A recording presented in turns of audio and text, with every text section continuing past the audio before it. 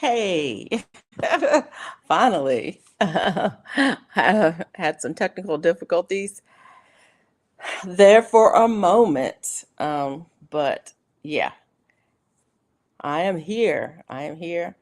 Can you hear me? Can you see me? Yeah.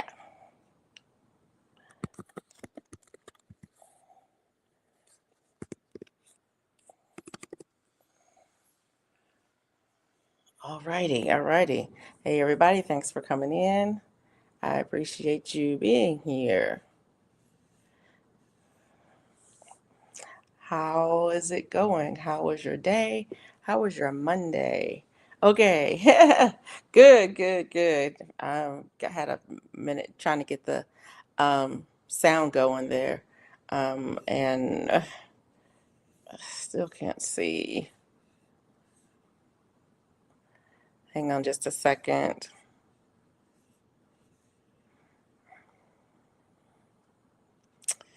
This is crazy. I don't know what's going on. Okay, anyways, we're here. We're good. Um,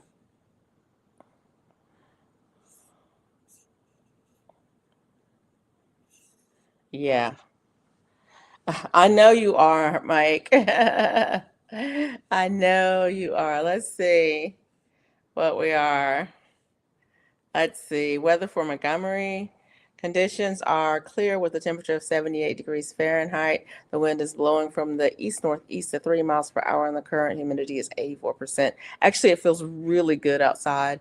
I was out there earlier, about 6ish, doing some stuff out there, and it's like, man, it feels really good out here. It's nice. And then I walked out this morning. Of course, Monday is trash day, and so I walked out to take the trash out this morning. And I was like, oh, it's a little bit warm, but it was nice this evening. Let's see. Weather for Minneapolis. Conditions are clear with a temperature of 79 degrees Fahrenheit. The wind is blowing from the west at 10 miles per hour, and the current humidity is 59%. Mike, I don't know what's wrong with your weather up there. You guys think you're in the South. It's crazy. It is crazy. Oh, let's see. Yeah, I don't remember what the temperature was today. Um, Come on.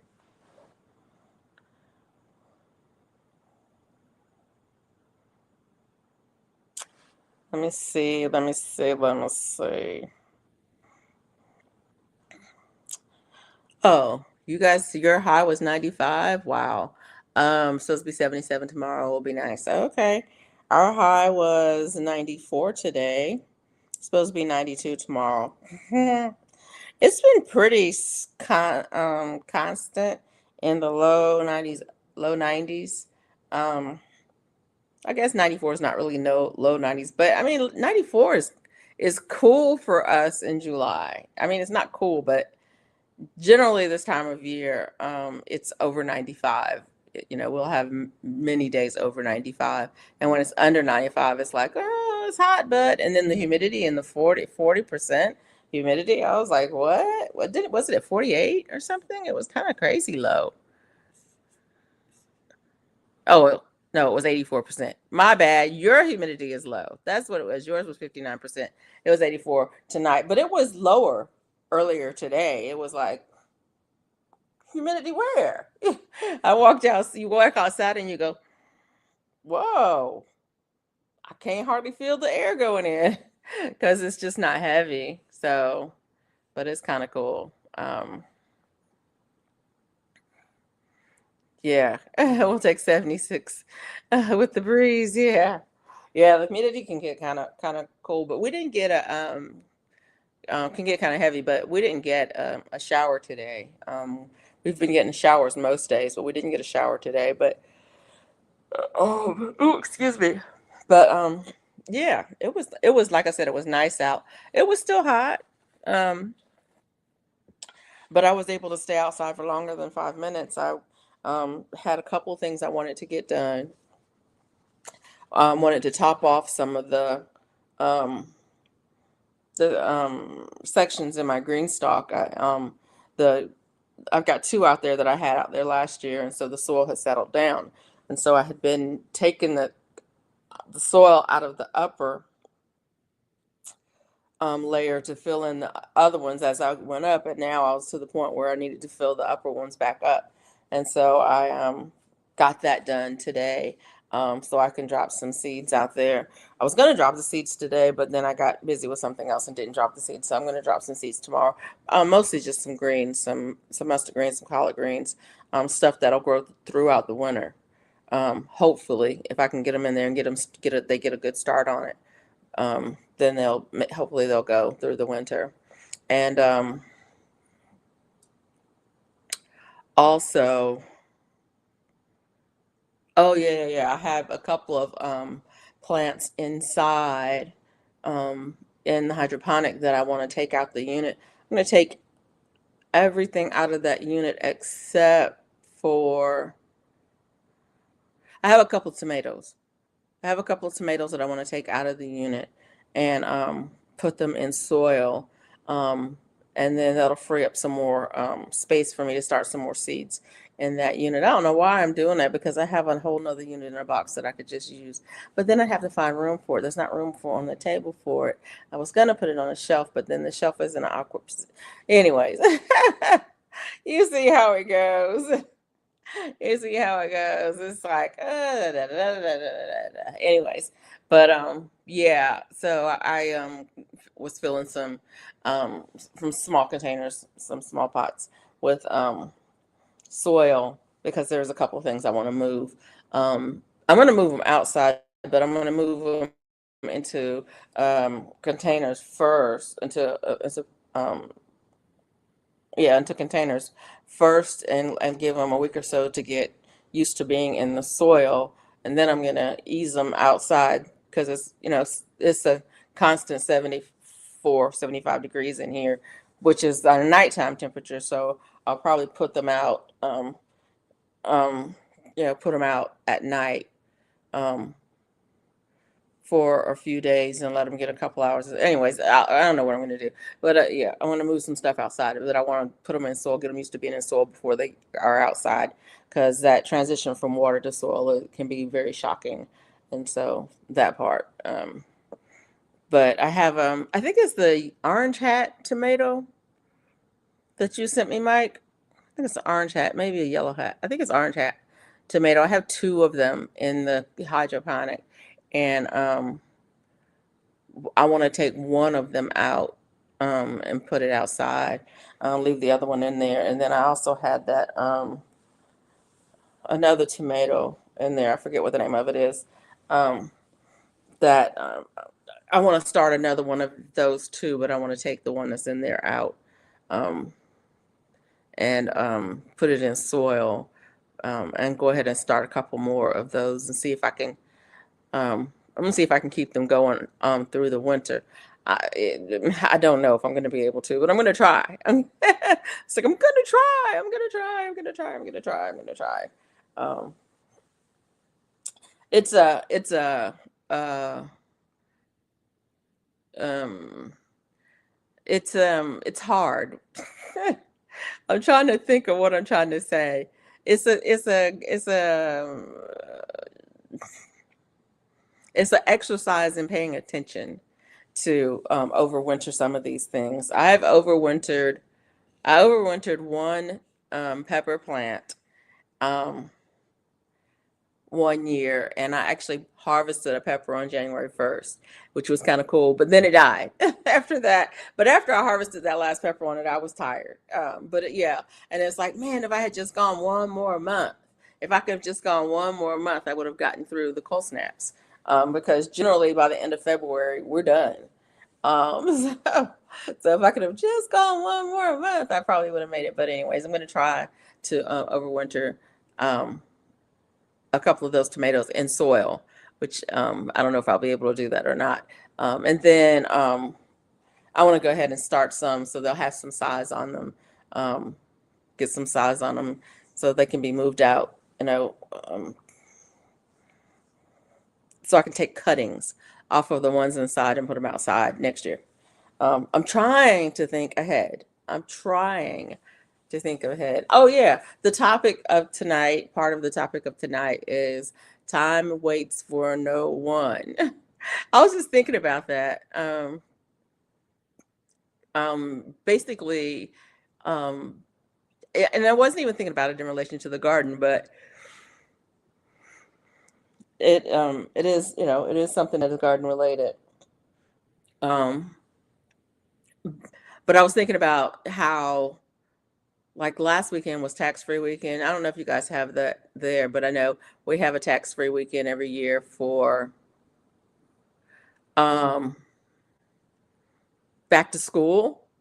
And like all of the back to school circulars are coming, and the junk mail, the back to school circulars are coming. And I was like, back to school seems like school just got out, because I had one to graduate this year. And so it seems like we just graduated. We, just got through that. And it's like, is it time back to school already? But yeah, school starts, second week of August, I think. Maybe first week of August for some of these kids. I don't even know.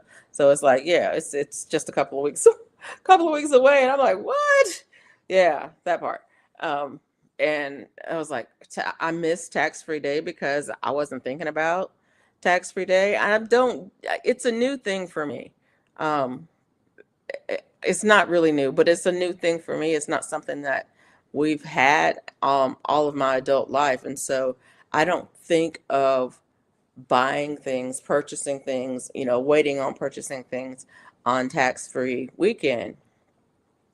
But I should, because there are some things that, I use, um, that, it would be nice to um, get them tax free, especially some of the bigger purchases, since it's a percentage of the price. But anyways, but yeah, that's what I do. Everything inside becomes cuttings. Yeah, that's what I want to do. I want to have some stuff established in here. Um, so that I can take cuttings off of them, to for my outside plants, and instead of growing everything from seed, especially tomatoes, because it gives them a little bit longer time before it gets stupid hot here. It really gets so hot here that, like, I've got tomatoes outside right now, um, and they have flowers on them, but they probably are not going to bloom. I mean, not bloom. They're probably not going to set fruit because it's so hot. Although it's not quite as hot as it was last year this time, so they might. But I'm watching them. I'm trying to keep the hornworms off of them and trying to keep them watered. But it's a struggle. It's a real struggle. Um, but if you can get them to produce before the end of June, then hey, all the better. And in order to get them to produce before the end of June, you have to have pretty large, healthy plants, um, early on. And the way to have large healthy plants early on for me is to have something in hydroponic that I can take a cutting off of and put it out there, because then it's already got a head start on the growth. But yeah, that's where I am. I don't even know, but that's what I was saying. Time waits for no one. No, time doesn't wait. For sure, it does not wait. Especially when it comes to the garden, you either get it done or you don't get it done. And it's like right now, I've got to get those brassicas um, established before that first frost comes. And I know first frost is not going to come till November, but I need to have them a good size, um, so they'll withstand the cold. They do pretty good if you can get it, get them established. And so that's what I'm working with today.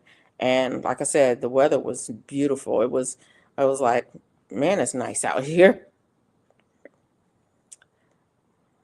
There's a couple things too. Um, the corn I started hydroponically is doing awesome. I will definitely do it again. Really? I had never thought about doing corn hydroponically, at least getting it started, um, inside. Who was it? I think it was Gina. Gina, who, I don't know if she did it hydroponically, but she did. I think she did some transplants of some corn. I haven't grown corn in a while, um, but I want to. Definitely want to. So maybe I have to think about. I have to plan for it. That's another reason I say the myth is that it hates transplant. Well, I think all plants hate transplanting, but some tolerate it better than others. And I think it just depends on how careful you are. I think if you are very careful, and you can minimize the shock, um, then you'll probably do all right.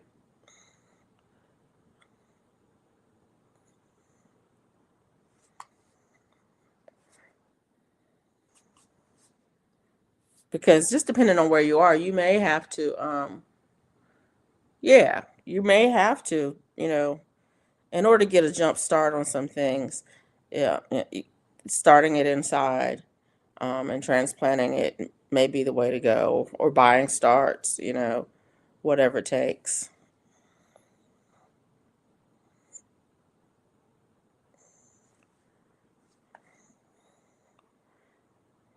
But yeah, um, yeah, you're right. Box stores do sell starts. Oh, I was gonna tell y'all too that I'm gonna try it all onions, carrots, corn.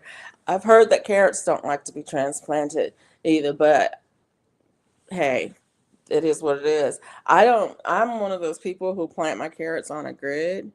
Um, so I'm real particular about it. Hi, Shy, Kira. How are you? Thanks for coming in. Did I miss somebody coming in? I'm sorry. Yeah, so I'm gonna try it all. Yeah.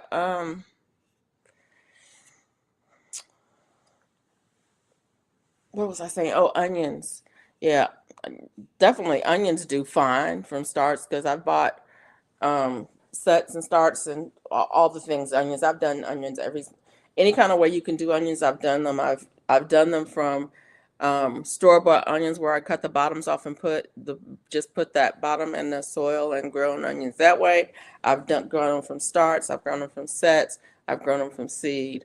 Um, and yeah, I've let them go to seed and just let the flower fall over and had 100 of them to germinate, and then I've transplanted them. So I know onions will do it. Will do just fine being transplanted. Um, and I haven't transplanted carrots per se, but I have thinned carrots and well, I guess you could say I transplanted because I had them. They were a little bit thick. I don't like the thin carrots because I have never had trouble with the carrot fly. I've never had trouble with carrot fly or whatever.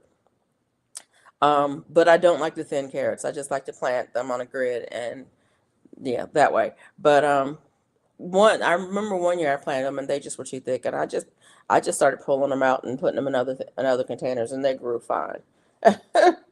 It's like they grow fine as long as, like I said, as long as you can minimize the transplant shock, you probably do fine. Um, that was the other thing I wanted to tell you guys too. Um,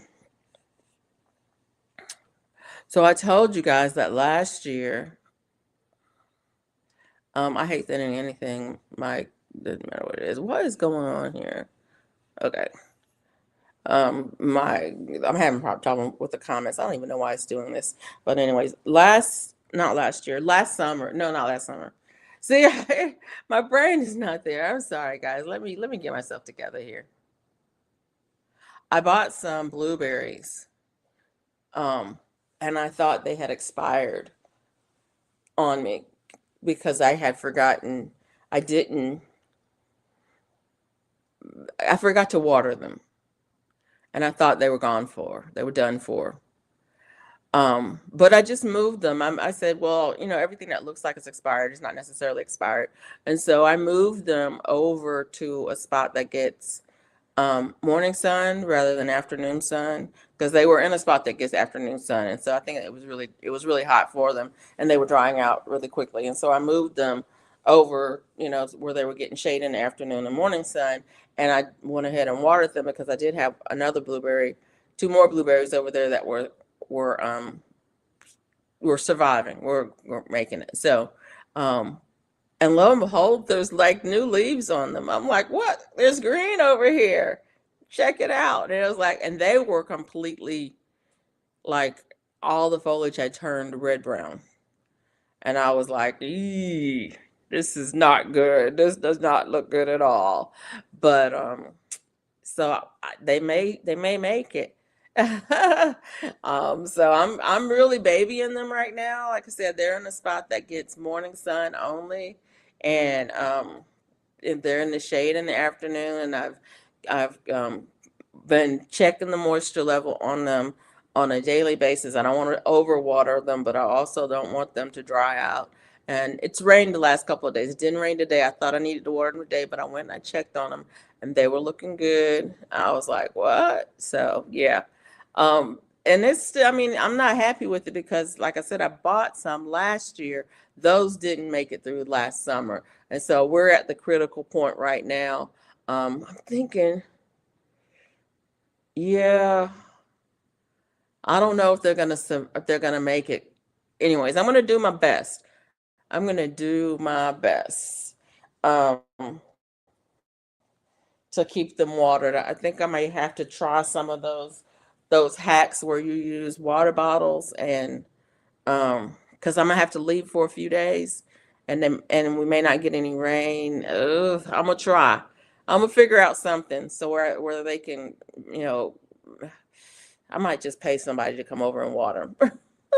Like, can you come over and turn my water on for about 15, 20 minutes every day? Yeah. Thank you. Uh, I've unalive roses, blueberries, and that's successful. Yeah. I have one rose. It's a miniature rose. Um, I've had it for years and years. I don't do anything to it. It's in a spot in the house that it gets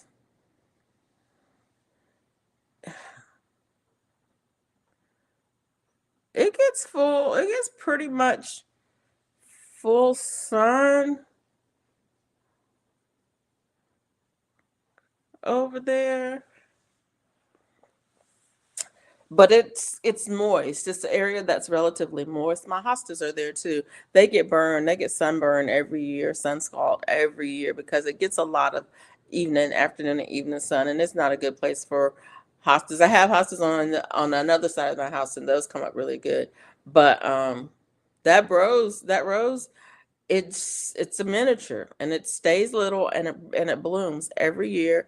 In fact, I need to go and check on it because the only problem that I have with it is there's some trumpet creeper that grows over there, that trumpet vine, and I'm always having to cut that out. And then there's also crepe myrtle that seeds in over there. And I'm always having to cut that out. And so it's always competing with something. So I need to, I just have to keep check on it to make sure that there's nothing competing with it. But it's still there, still alive, and it doesn't look pretty. Roses don't look pretty to me, but it's still producing. I still want an heirloom type rose that has rose hips and that have a fragrance. Um, but I want that one for medicinal purposes. Um,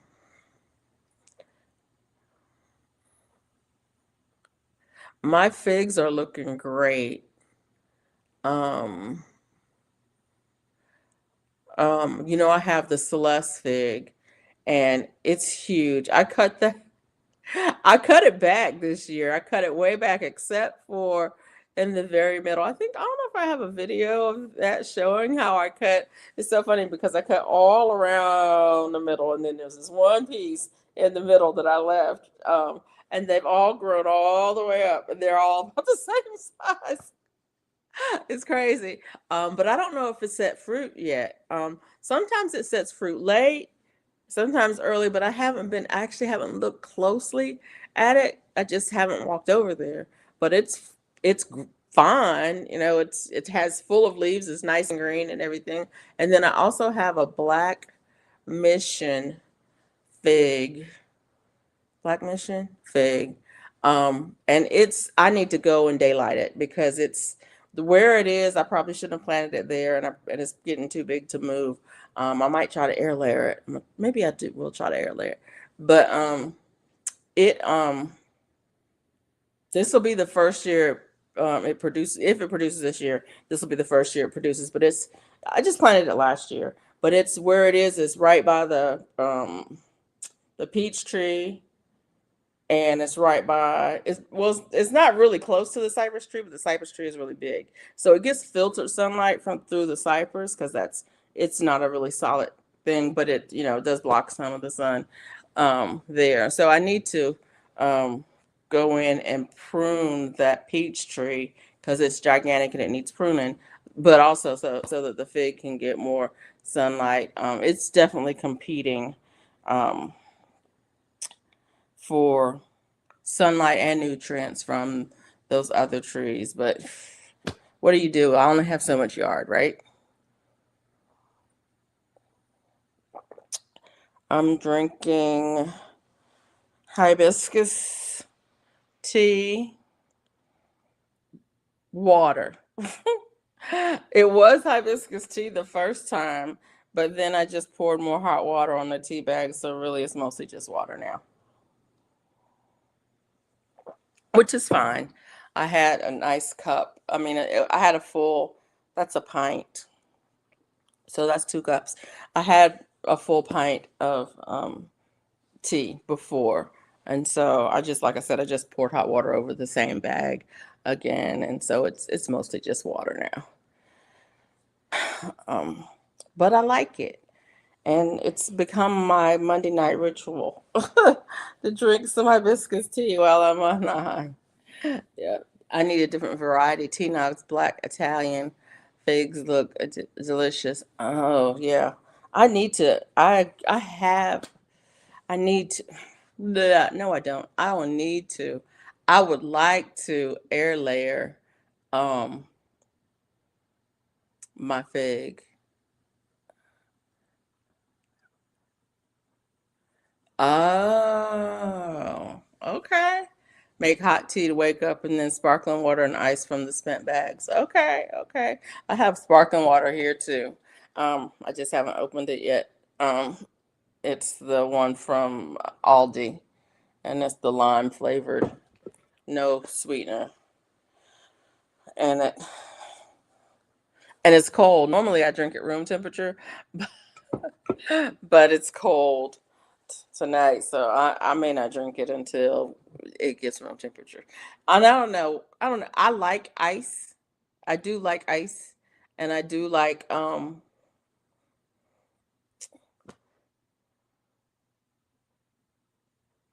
like cold drinks. Um um but sometimes well like what am I trying to say? I took it out of the refrigerator so I would have it here with me, but I was drinking this first. And this is not hot. It's not room temperature. It's between room temperature and hot. So what's that? I don't know.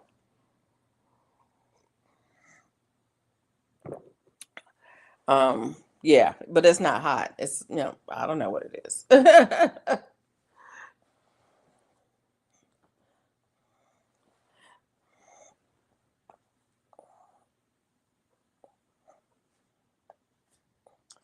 But yeah.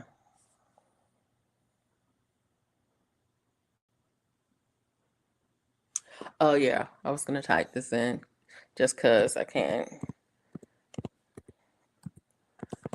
see what happens. Um,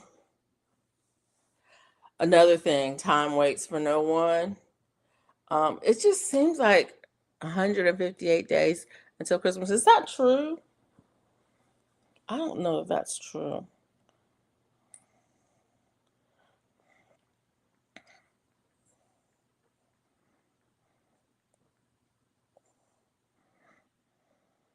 There are exactly 158 days until Christmas. Okay, it is true. Only reason I did it, Mike, I'm not trying to rush it or anything like that. It's just that I keep for some reason, last week we were talking about this is a good time to check in on your goals for the year, because, half the year's gone, we're embarking on the second half of the year. It's time to reevaluate, to reassess, da da da da da. Are you where you want to be? Are your goals, are they still the goals that you want to, is it still what you want to accomplish, or have things changed? Whatever. And I was thinking about that, and then I was thinking, half the year is gone, this is the second half of the year. Things are coming up. There's stuff happening. It's there's a primary election tomorrow. There's elections coming up in November. There's stuff happening, and if you don't think about it and plan for it, things are going to be up on you, on top of you, and then going to pass you by, and you will have missed out on the opportunity because you didn't plan for it, is what I was saying. And that's what I mean by time waits for no one. It's like, I was talking to my family and asking them, what do you guys want to do for the holidays? Do you want to try to, y'all want to take a trip like we did last year? We went to Puerto Rico last year. Which was great. And I was like, do we want to, try to go somewhere? Do we want to go someplace warm? During the winter months, during, December, January, do we want to plan something for the holidays? What do you want to do? Because now's the time to lock in. If, now's the time to think about getting your money right. Yeah. Because I'm that person. And I know everybody's not like me, but I'm that person. When I get ready to go on a trip, I want it paid for. When I come home, I'm done. When I come home, I'm done with it. I don't want no bills. I don't want nothing from it. I want it all paid for and done with when I leave. So when I'm there, I can relax and I don't have to worry about, what I'm saying? I don't have to worry about anything because it's done. I've either paid for it already or I've got the money in hand for it. Yeah. Mike said, I ain't spending nothing. LOL. Oh, I'm gonna spend some money. That's something I'm gonna do. But you can't spend it but once. That's the thing that I try to get my family to understand. You can spend it one time. One time. So we need to decide on what's the one thing we're gonna spend the money on. And so, and I do have some plans coming up. My son that lives in Texas wants me to come and visit him. So at some point I'm gonna go and visit him. And then I have a son that lives in North Carolina, and we haven't visited them this year. So I want to go and visit him. And I have family in North Carolina that I haven't been to visit in a minute. So I want to try to, do that at some point. It doesn't have to be right now, but it's going to be at some point. And then, I've got some plans. I do have plans, but it's like, when you look at the calendar, it's like, wait a minute. Um, I need to lock some things in. I need to nail some things down. I need to, send the message out. I'm not going to be available this week. I'm not going to be available these dates, because they're locked down, because I have plans, and my family knows once it's on my calendar, forget about it. Um, I got a phone call from a friend the other day that was like, "You want to go and do this with me?" And I was like, "Oh yeah, that sounds like I can't go. I already have something on that date." Okay, Mike. Uh, But I was like, I can't go. Can we go another time? Can we do it another time? Because that's how I felt about it at that moment. But it's locked in. Somebody got me. We got it locked in, and so yeah. And my family knows you get it on my calendar. If you want me, get it on your calendar. But yeah, but that's all I wanted to say about that. Really, um, time doesn't wait around. It's time's going to march on at the same rate that it marches on. And you can say everything you want to talk about, say about time. And, it's an artificial construct and blah, blah, blah, all of that stuff. And it flows at the rate it flows and all that thing. But the bottom line is when, when January 1 rolls around and you start to look back, will you have accomplished the things that you set out to do or not? And if you haven't accomplished them, why? And the main why for most people is because you didn't plan it. You never actually sat down and planned it. You never actually you never implemented your plan. You didn't make the plan, and you didn't put your plan in motion. And so, rather than get to January and be upset that, oh, I didn't get to it, or I didn't get this done, or I didn't accomplish the things I wanted to get accomplished this year. Um, Take a minute in July and say, in order to get this done by the end of the year, I'm going to have to do this, this, this, and this. And that's where I am now. Um, I think last week we talked, and I was saying I need to lose 100 pounds. Okay, I don't need to lose 100 pounds by January, but but I sure would like to lose at least 25 pounds by January, and I'm not going to do that by thinking about it. I got to make some steps, and so that's what I did last week.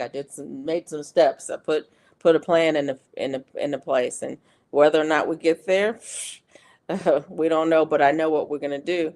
The things that I can do to make a difference, I'm going to do. And so, yeah, working on that. And it's a real goal, and we'll see how it goes.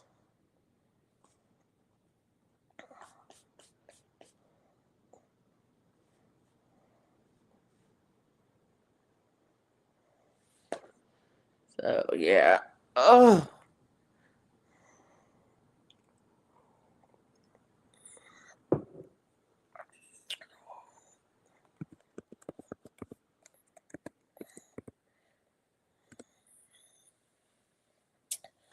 If Nightbot is awake. Oh, Nightbot is working hard. Please be kind. Thank you. Nightbot is awake. I was trying to think of what else was going on in the garden. Yeah, that's another thing that I got to get working on. I've got two garden beds that are overrun with weeds. Yeah. And I have not been working on them, to be honest. I just haven't been working on them. And I got to get to it. Um, So I have a plan. I have a plan. They aren't the priority though. Right now, the two green stalks that I have out there are the priority right now. Because I just want to keep everything that's in those going. I don't want to lose any progress that I've already made with the stuff that's on in there on those. And so those are the priority, but but I do have a plan for the other two beds. I've worked on one of them and I've got it probably 75% um, cleared out with weeds. And so I'm continuing to work on that one. And once I get that one done, then I can move over and work on the next one and get it cleared out. And as I clear it out, I'm gonna, throw some seeds over there because the best way to um, keep the weeds out is keep something else in there. They have to have something to compete with the weeds. And so, yeah, throwing some seeds out. Um, I want to I want to do another round of green beans. I've not had good luck with green beans this year at all. And so the next round that I'm going to do, I'm going to soak them. Maybe that'll help them to germinate quicker. I just haven't had luck with my green beans this year. And then um, I got to look at the timing to see if I have enough time to grow some more cucumbers. I think I do have enough time to grow some more cucumbers because my cucumbers are they're kind of, yeah, they're not, they're struggling. They're struggling. And it may be too hot for them. It really may be. But I do have one of my green stock that's mostly in shade. And so I'm thinking I may be able to grow some more cucumbers over in that one. So I'm going to probably put some more cucumbers and some green beans over there and hope that they do better. We'll see what happens. I don't know. It's like, oh no no no no no no no no no no no. But yeah. And then oh yeah, I put out a short today, y'all, and it's got a typo on it, and I can't fix it. I'm gonna leave it out. Maybe. Unless it gets if it starts wearing on my nerves, like if I start stressing about it, then I'll take it down. But otherwise I'm just gonna leave it on there. But it's so funny. After I posted it, after it went up, it was a short. And so it's like I didn't it's not like I have a video of it. I didn't do the video. I just did the short straight to the shorts. And so you have very little. I haven't figured out how to edit it, if it's possible to edit it. I guess I could. I don't even know that I could. I was thinking I could come. I might could. I don't know. I may could edit it. I don't know. Anyways, I can't figure it out. Um, but it's beyond my capabilities to edit it. So, but it's one of those things. Is after I got it published, I was like, doggone it. It's got a typo and I didn't catch it and now it's out there and I don't like it. And yeah, it's probably gonna worry me. I want to see how long I can leave it up. But you'll know if it starts to worry me because it'll disappear. Or at least I'll make it private or something. I don't know. I'll figure that out. I don't know. That was a whole around the Horn of Africa conversation. Around and around and around we go, and it didn't make any sense at all. See, sometimes my brain just does that to me. I don't know why. I simply don't know why.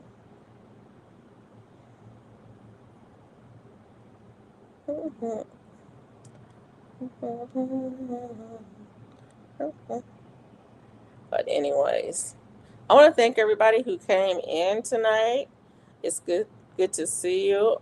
Um, and someone type pantry hall. Someone type panty hall instead of pantry hall. Yeah. Yeah, I probably would have taken that one down if I had done that. um, I want to thank all the people who are in the bushes um, listening. I appreciate y'all. And also want to thank all of the replay warriors, the replay crew. We have a strong replay crew. And I appreciate y'all. I really do. Yeah, sometimes these the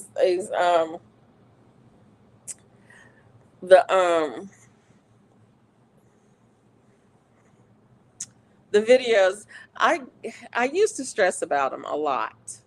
I it had to be edited just right. It had to have, everything had to be just right. The music had to be appropriate, or it had to be related to or relatable, and everything, even the fonts had to be just so. I used to really worry about those things. Every little thing um, had to be just just so. And then, now it's like, not so much. Look at that. There's money in the chat. Thank you so much. I appreciate you, ARD. Thanks for coming in, man. I appreciate you. I don't have no little song and dance for that. If I did, I would I would play it, but I don't have one because, well, I did just turn on um whatever supers. So yeah. But thank you so much. I haven't seen you in a while. How's it going? How's it been going for you?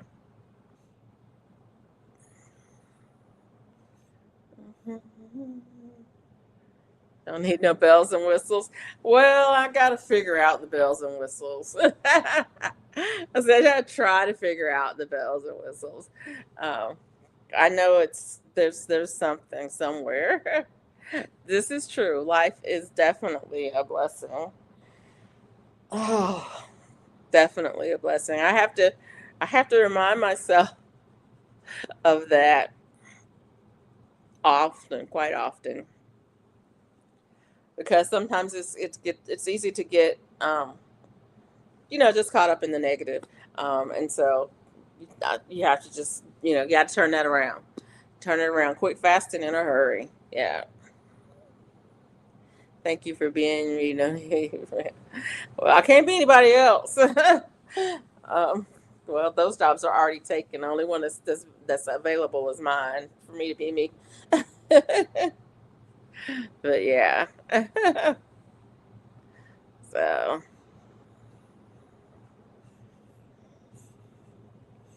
but yeah. I know, still, like I said, I was just saying thank you to people for showing up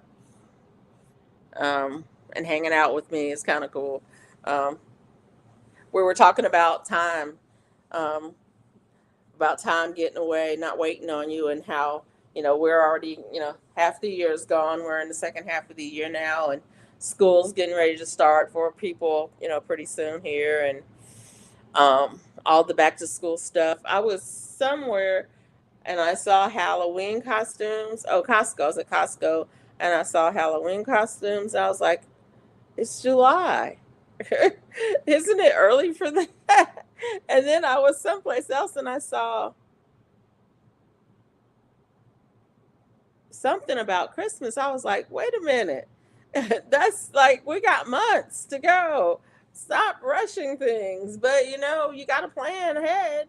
You got to plan ahead. So it gets caught up in your head for real. But we woke up on the right best side of the dirt. Yeah, God bless. That's right.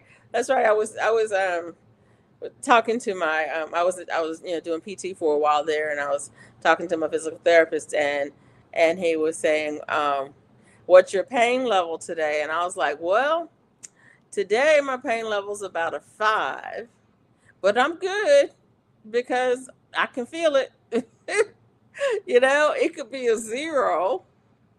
I could have no pain whatsoever, but I could also have no feeling whatsoever. So yeah, that part. Uh, and so it's like, yeah, that was just happened to be one of the bad days I walked in. And he was like, well, we'll do something. We'll see what we can do about that. But it's funny because it doesn't matter what the number is. That's the funny part about with them when I go in. Um, doesn't matter what the number is. If the number is a 1 or the number is a 5, the answer is always, we'll see what we can do about that.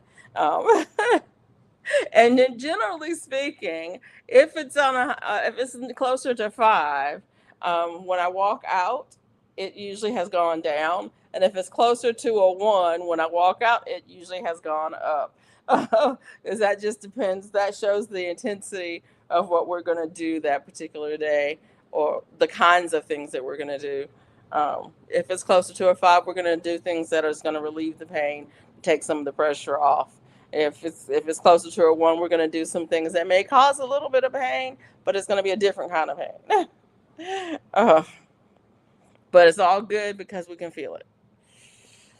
Um, could be not feeling anything at all and not able to use um, those muscles at all, and that would be not good. So yeah, I'm thankful.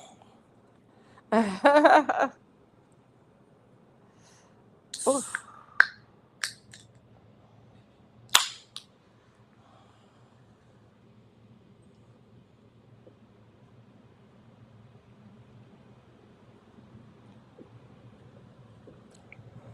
Whew. That is good. It is not cold anymore, but it's cool. But it's good.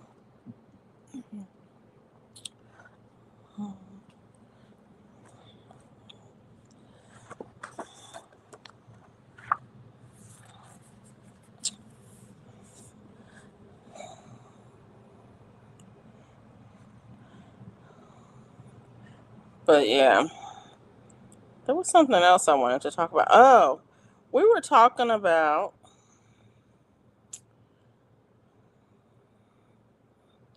Oh, um, I don't know if you guys are following TT's Urban Pantry. She's one of my members, and but she is doing. Thank you for sharing your story. You're not alone. Thank you for being you. Thank you, resilient dad. Um, she is doing book club on her channel now. And the book that she's doing right now is called Hey Jamaica. What is the name of this book? I forgot the name of the book.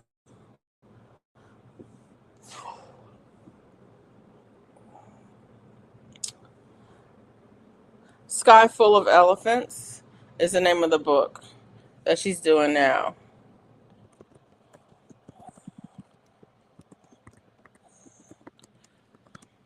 And I think, when is book club? Let me see y'all. It's gonna be on the 25th at 8 Central Time. July 25th.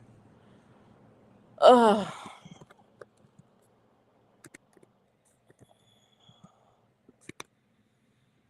8. That's 20.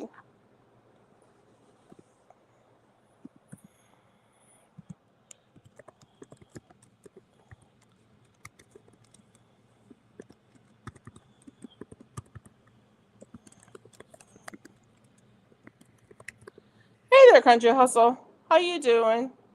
Anyways, the book we're reading is called A Sky Full of Elephants. I forget who it's by. Let me see if I can figure that out.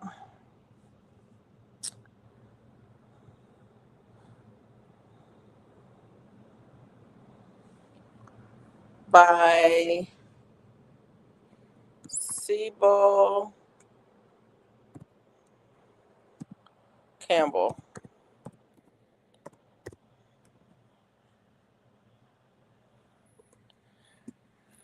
It's a novel.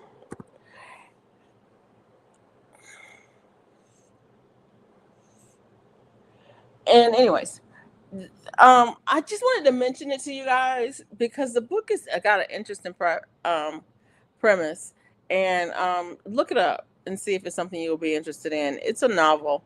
Um, it's called Sky Full of Elephants. The author is Sibyl Campbell, and the like I said, book club is going to be the 25th. So this coming Saturday at 8 p.m. Central time.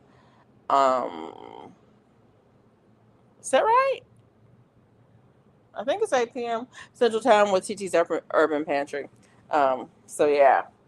Um, but yeah, I'd say look it up and see if it's something you'd be interested in. This reading. And it's funny because I love to read. I read all the time, y'all. I absolutely inhale books. I just read all the time. But I'm cheap, so I either read from the library or books that I can get for free, because I read so many books that if I didn't read for free, then I couldn't afford it. Literally, I couldn't afford it. I mean, I'll buy a book every now and again. And I bought this book because my brother read it and he said, "Oh, you should get this book and read it." And so I got the book, but I didn't read it for months and months and months. I've had the book for a long time, and then um, at the last book club, people were saying, "Let's hear this, read this." I'm like, "Oh, I have that book," and I was like, "Okay, well, maybe I'll read that book." And it's funny because I do have books. That's crazy. I've got, like, right here in front of me, I've got four books that were hardcover books. I have hardcover books, and then I have um, Kindle books, and I have EPUB books. I get books everywhere. But anyways, um, when my brother told me about it, I thought, oh, I don't know that I would like that. But hey, he doesn't recommend a particular book very often, and so I said, well, I'll pick it up, and it'll be one of mine. I'll read it when I'm in between something, or when I'm on a trip or something like that. But then, like I said, TT started doing book club, and I was like, oh, okay, she's doing book club now, and so far she hadn't read any books that I was particularly interested in. But it's not that I'm not interested in it. It's just that I guess I have to say it out loud. I really don't like to discuss books. I just like to read them. I don't really like to discuss them. So there's that. But this one is weird though. This one is weird. Like I said, I don't want to really talk about what it's about in here because I don't want there's no spoiler. I don't want any spoilers or anything like that. So I would say go look it up. See if it's something that you would be interested in reading. And then, if it is, do, and then, maybe come to book club and see what the discussion, how the discussion goes. I don't know that I'll participate in the discussion, but I'll probably be on the live stream anyway, uh, just because I can. Yeah, yeah, yeah. I is it, kind of like that, Mike. It's not that.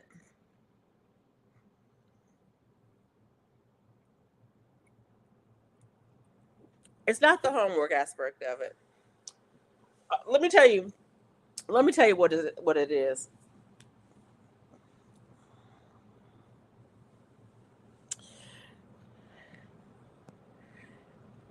I read books for entertainment and escapism. The closer the book is to reality, the less likely I'm going to like it. I just don't.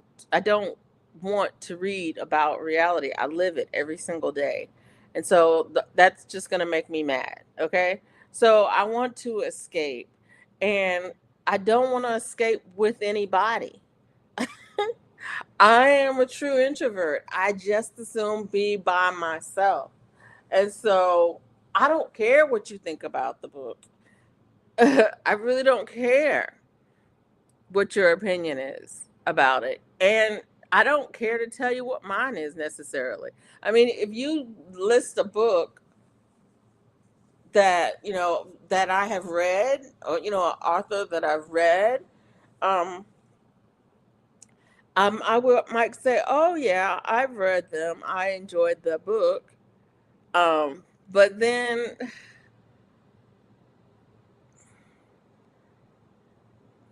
the reason I enjoy the book is kind of personal to me. I don't know. I feel some kind of way about that. I just do. I've always felt that way. And it's funny because literally I could be in five different book clubs right now, here in town, right now, with no problem. No problem. There's there's one there's one book club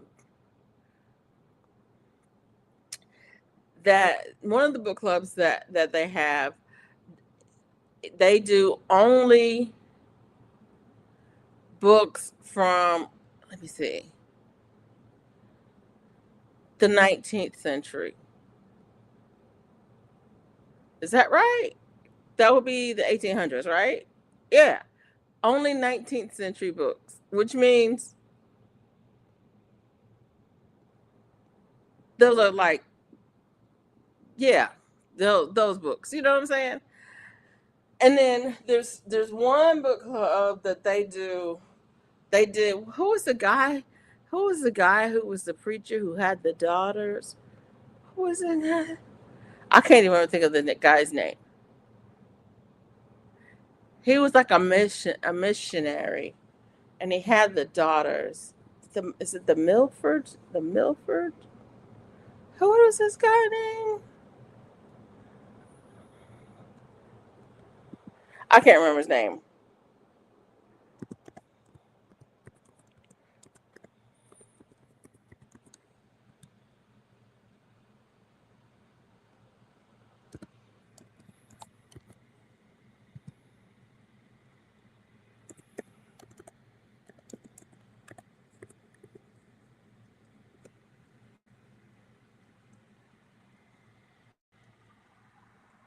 Um, I forget.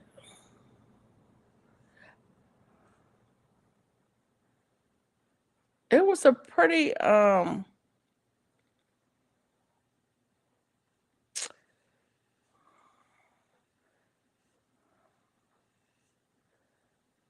I forget. Anyways, there was one um book club that was just they started off just reading that series. It was some series of books. I forget what it was called. It'll come to me when I don't need to know. Um The Poisonwood Bible. Yeah, the Poisonwood Bible. So there was one book club that was just Poisonwood Bible, and that's what they started with. But then that book club is probably a good 15 years old now, and so now they've branched out and they do 2 books a month. I think they do 2 books a month, and so one is fiction and one is nonfiction, and it's like. Okay, yeah, I don't want to read that either. I think I might have read one of the Poisonwood Bible books because I think somebody gifted it to me. Gifted. I think that's a funny word. Somebody gave it to me. What's the difference between gifted and gave? Okay. Yeah, that part. But anyways, yeah, it's not about the homework part, really. It's the social part of it, Mike. I'm pretty antisocial. That's the part. It's not the homework. I don't mind homework. It's the social part that gets me. Um, but the problem with me in the book clubs is that most of the people who want me to be in their book clubs are people who I was in a class with. I don't know if I told you guys this. I'll tell you because it's yeah, it's just part of my life. I did this course. It's called Education for Ministry. It's for it's not what it sounds like. It's a 4-year course of study on theological thought, and it's in the Christian church. And so the first year is Old Testament, the second year is New Testament, the third year is church history, and the fourth year is theology, philosophy and theology. Um, But the funny part about it, well, it's not the funny part. Um, the the interesting part about it is I did it's a like I said, it's a 4-year course of study, and it tracks with the school year because it's coordinated through the University of the South at Sewanee, Tennessee, which is the Episcopal seminary. Anyway, that part. Anyways, I did that when my kids were little. I did it. I did the 4 years, and then a few years later, somebody says, "Would you like to do it again?" And I was like, "Sure, I'll do it again." So I did it twice. I did 8 years of this in-depth Bible study, and the theology class, So these are the people who want to do book club with me, that want me to join the book club and stuff. And the funny thing is I love these people. I absolutely love these people. I adore them. I spent one day a week for 8 years with some of them. Some of the people who went through it with me the first time were also in it with me the second time. Not all of them, but there were three or four of them who were, doing the first time. And then they was like, "Oh, I think I'll do it again." And I was like, "You're going to do it again?" And then one of the guys who was kind of leading it, he was like, "Yeah, I'm going to do it again." And it's like, "You're going to do it again?" It's like, yeah, that part. But it was, it was so interesting. I really enjoyed it, and I learned a lot, and yeah, all of that stuff. But yeah, but so yeah, I've read with these people and I've done homework with these people before. And let me just tell you, do I have that book over here, or did I put it back on the shelf? I put it back on the shelf. I should get that book, the church history book. I'm gonna get it. Hold on just a second. I'll be right back. I'm gonna get it because Mike, I need you to see this book. I need you to see this. You'll go, what? Which book did you read? ARD, uh, Sky Full of Elephants, or Poison with Bible? Hold on. Yeah, I'm moving slowly. Uh, I'm gonna get it. I'm gonna get it. I'm moving slowly. I'm gonna get it.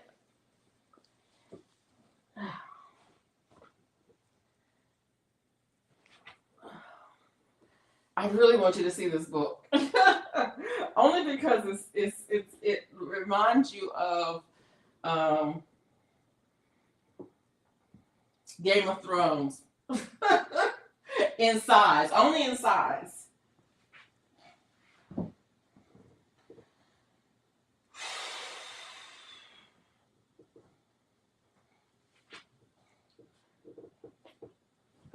I don't think it was a good idea for me to get up.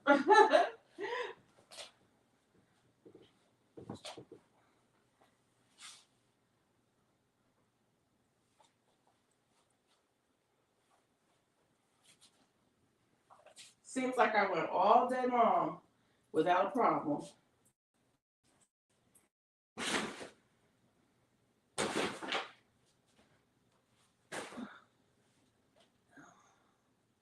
And now suddenly it's a problem.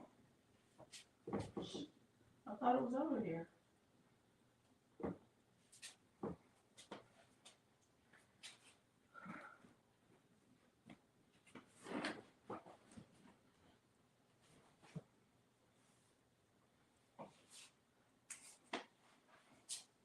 All right, I'm coming. Oh, I'm moving better now. So the first 5 steps are tough.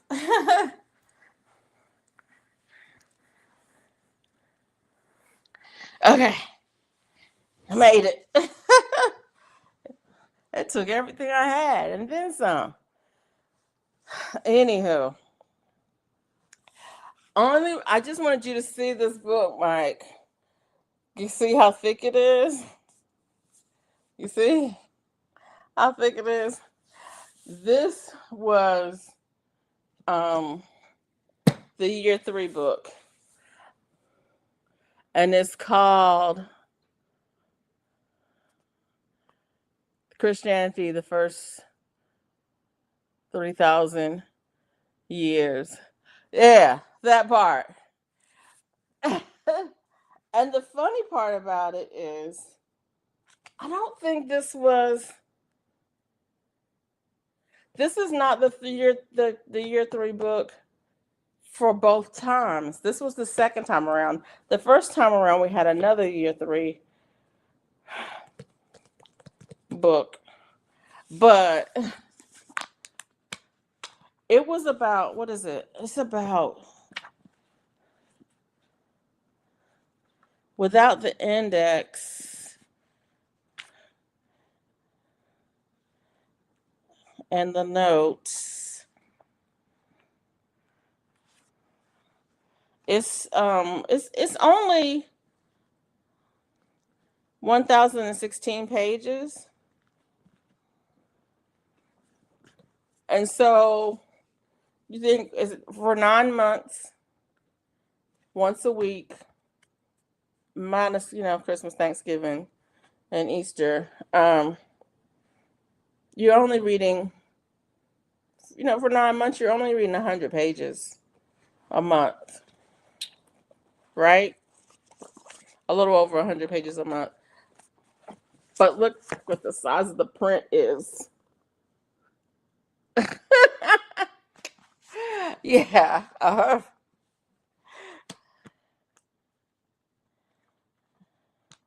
And it's history. And it's history. So, yeah. But it's the funny part about reading something like this is that if you guys know anything about the history of the church, all it is war. So it's like it's just who's killing who and when, you know. That's all it is. It's just war. It's a lot of war. I mean, there's the Council of Nicaea and all of that stuff too, but yeah, it's a lot of just you know war and crusades and yeah, that part. Persecution and all that. Yeah, that part. But anyways, this the whole point of the book was the people who went through those 4 years with me read this book with me. And the thing of it is didn't we get enough of that? I mean, really, did we get enough of that? Just um this was the second this is the second time around. The first time around, we had a series of books that were the equivalent of this. And one of the guys bought that series on CD and for everybody in the group. That was so cool. I mean, we weren't all in the same year because that's the other thing. It's 4 years, but not everybody's in the same year. Actually, we all were in the same year. No. When we started off, we all were in year one, but we lost some people each year. People moved away. People dropped out, and so we would gain other people. And when we would gain people in different years. And so somebody was in a different group, and they were in year three, and they joined our group, on our second year. So we were in year two, and they were in year three, and then somebody dropped out, and then next year, some year one people came in. So we had some year ones, some year twos, some year threes, and some year fours, and that kind of thing. But anyways, the guy bought it for everybody who was in year three. When we were in year three, he joined our group in year three, and so yeah, that was kind of cool to have it, to be able to listen to it and not have to read it. But it was so funny because during that time, I don't know why I'm talking about family. It's so funny, but so during that time, my kids were young. Let's see, Julian he was in gymnastics the first time around, so um he was 5, 6, 7, and 8 the first time around. And so everywhere we went, when he went to gymnastics, I had my little Palm Pilot. I think it was a Palm Pilot. And I was reading, on my Palm Pilot while he's in gymnastics. And then the next year, we got past the Palm Pilot. I forgot what it was. Was it a BlackBerry? I don't remember what it was. Maybe it's a BlackBerry, and I had a BlackBerry, and so I was reading on the BlackBerry. Oh boy! And then after that, I had a Nook that I was reading on. So I was reading on the Nook, and then sometimes I would have the hardcover books, and I'd be reading in the hardcover books with my highlighter. And it's like, yeah, yeah. When I'm studying, I use highlighters. I actually write in my books. This book has got. It's got highlights, pencil, and sticky notes in it because it's a textbook. It's not a guidebook. But anyways, so yeah. So everywhere we went, I had a book. I had my book bag. I had my book, and I was go on there, and so then at the end of that, somebody wants to say, "Oh, let's do a book club," and I'm like, no, no. I've been reading with you guys for 4 years. I don't want to read with you guys anymore. Not not anymore ever, but just not right now. It's like no, no.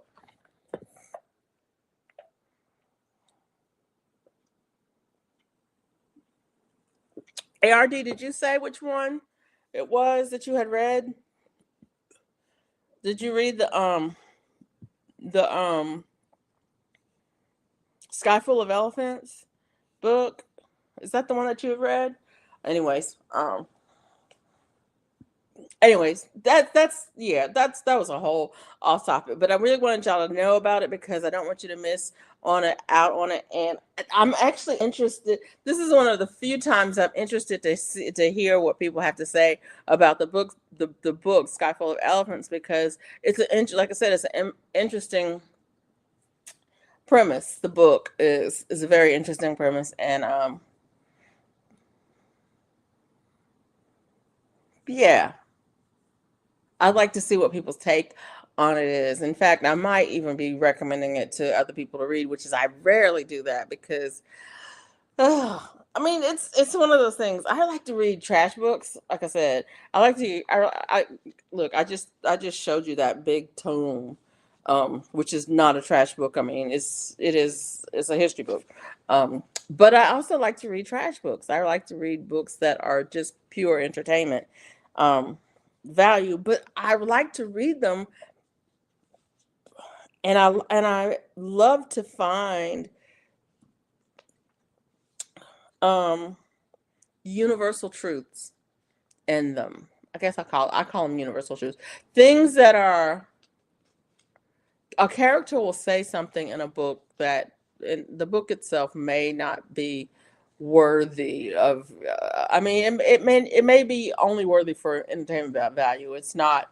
No, it's not literary this, or it's not scholarly that, or it's not um, educational or or informational or any of those kinds of things. It's just pure entertainment value. But one of the characters may say something in the book that just strikes me as, whoa, I need to write that down. And what is funny about it is I promise you, every book that I've read, no, I shouldn't say every book that I've read, but most books that I've read do have something in them that is like that. It has that value, that piece of value that you didn't think you were good. You weren't looking for it, you weren't expecting it. In fact, if you didn't get it, it would have been just fine without it because that wasn't why you were reading it. Um, but it's there nonetheless. And I love that when I find that I was trying to see if I had, look over here.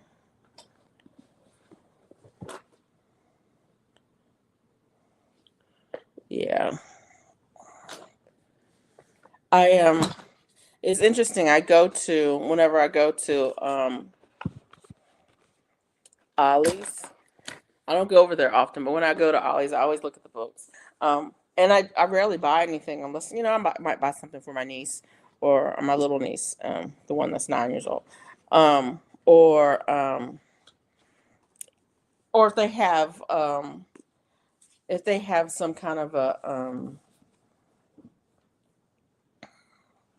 something that's like related to homesteading or sustainability or something like that, or something related to crochet or knitting or something like that. If they have something like that that I think find useful, something that's related to canning or gardening that I find useful, I might get something. But I always look, and it's so interesting because I'll look and I'll find something. They'll have some of the oddest things in there. Like I bought a book on symbols. It's over there. I'm not gonna go get it because I don't think I can walk that far again. But it was on symbols, signs and symbols, and it was like that's the coolest thing. There's a it's funny. I tell I tell people, I talk to my niece. She likes to draw, like I like to draw. She likes to draw, and I was like, there's only so many shapes. I mean, there's a lot of different shapes, but all of the shapes are made up of the same basic shapes. There's circles and there's lines, and there's arcs. Let's just put it this way: there's arcs and there's straight lines and there's points, and that's pretty much it. Everything else is made up of those, and so you can have 3 points and you can make a triangle, or you can have 4 points and you can make a square, or you can make a rectangle, or you can have 5 points and you can make a star, or you can make a pentagram, you know, um, that kind of thing, or you can have an infinite number of points and you can make a circle, or that kind of thing. But there's only so many shapes. But and so whenever you start drawing, then you start reducing things to shapes. Like, okay, then okay, we're gonna draw this. Okay, a person's head is basically a circle, but there's also a circle within the circle. So there's that part of the head is a circle, and that part of the head is a circle, and then there's an oval around those two circles, and then you kind of parse that out into that, and then there's this triangle, yeah, and there's this triangle, and so you start parsing things out. Oh, look, it thought I did a heart. So, but I mean, even so, but all of them is like you start with, do you start with a circle? Do you start with a square? Do you start with a triangle? And what can you fit inside of that or on the sides of it, and make it, like even a heart. A heart is basically a circle and a square. You draw the square and then you draw half a circle on that side and half a circle on that side, and you got your heart. And so you start parsing things out. Well, when you start look at the signs and the symbols, um, it's like historical signs and symbols, and so it has like the zodiac signs in there, and then it has like some Native American signs in there, and then it's got some Celtic signs in there, and then it's got some Indian signs in there, and you start looking at those signs, those little symbols and those signs, and it's like, oh, this is so cool. This is so cool. But yeah, I don't know how I got on that either, but yeah, hearts. I like that. But yeah, and so it's just kind of cool. Um, but I was thinking about books and going and look. I always look at the books and Ollie's, because why not? I may not buy anything, but I'm just gonna look and see what's there. And then you might find a neat little book. But I also look at books in like the Dollar Tree. Um, what kind of what do they have there, and like at Ross. Um, Different books, and I also look at blank books too.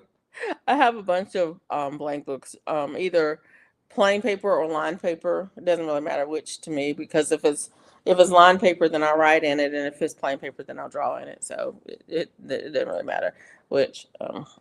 But yeah, but yeah. I don't know why I got on that topic of. Oh yeah, I was talking about that. Yeah, Sky Full of Elephants. That's a strange book. It's a strange book. I haven't finished reading it yet, but I'll probably finish it tomorrow. I just started it yesterday because I realized that it was this weekend, and I was like, I should probably read the book before I go to book club. See, this is where I'm laughing. I'm laughing at myself, because this is why I'm not good. I'm not a good book club member. I read books all the time. I inhale books. That's one of the things I enjoy doing. But if you tell me that it's for a club or something like that, I might not do it. I might not read it. But yeah, yeah, yeah, I will. It's not like it's a hardship or anything. It's like, when do I sleep? I don't sleep, so I might as well read while I'm not sleeping. Okay, I'm sorry, y'all. I'm just being silly. That's all. I'm just being silly. But anyways, I got a question for you, Mike. And it has to do with hydroponics. Actually, I have two questions. How much space do you need to set up aquaponics outside? Like how much water do you really need? Um, and the reason I'm asking is because I feel like if you don't have enough water, like if it's not deep enough, if it's not deep enough, then the temperature is going to get too hot, and the fish are going to die. So it has to be a certain depth, right? So how much space and how much water? What is the minimum you could do in aquaponics?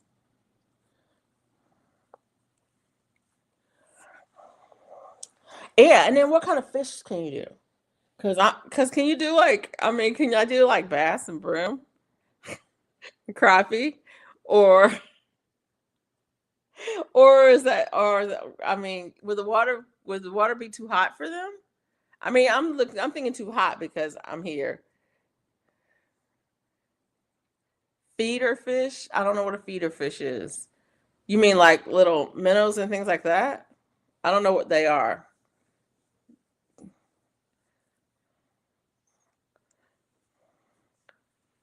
Cause see, like I'm thinking about like the native fishes that live around here, like the fish that I could go and catch minnows, like down at the creek. Um, would they work, or would I have to buy some kind of particular fish? Would I have to buy some kind of game fish? The one I'm talking about, game fish, or would the regular minnows that fill water bodies wherever you put a pond in your backyard and they'll get some of those fish in there. What would I have to do in order to do that? And it's interesting. I wonder what my friend did with her fish pond. She has a big fish pond in her backyard. If the water's flowing and oxygenated, you can use bigger fish. Oh. But that wasn't my real question. My real question was about hydroponics inside. What, okay, my concern is flooding, spillage. A feeder is minnows. Okay, okay, okay, okay, okay, okay. Um, inside hydroponics, like the bigger ones, koi and carp and 50 gallons. That all? 50 gallons is a lot, but it just seems like you would need something bigger than that.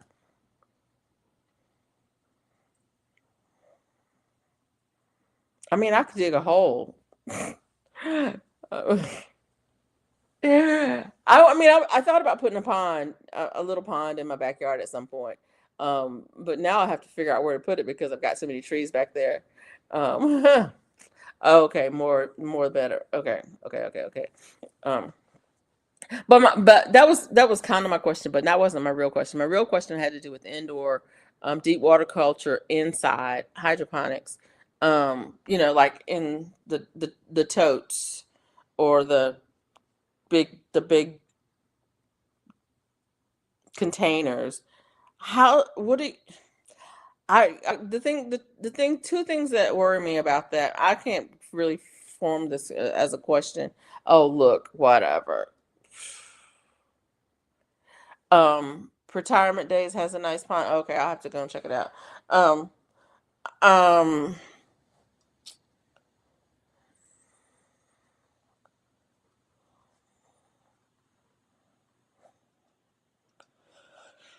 the things that worry me are having that much water in the house in containers, and a container springs a leak, blah blah blah blah. What do you do? How do you manage for that? And the other thing is having that much water. Water is heavy, and so like if I have a 5 gallon bucket of water. Oh, for you just hope. Okay, yeah. So I was thinking having a container in a container, you know, maybe getting a big container and have smaller containers in there so that if anything happens to the smaller containers, the bigger container can contain the leak or something like that. No different than a fish tank. Yeah, that's why I don't have a fish tank because when I was a kid, we had fish tanks. We had the I don't know how many gallon tanks those are, but we had the tanks. I don't know, 18 by 12 by 12, 12 by 12 by 18 tanks. I don't know what size they are, but you know what I'm talking about, the size I'm talking about. Like this big by this big, rectangular. We had two of them. Came home one day and one of them was cracked and all the water had drained out on the living room hardwood floor. Yeah. Yes, water is heavy. That was the other thing. Water is heavy. And so I was thinking,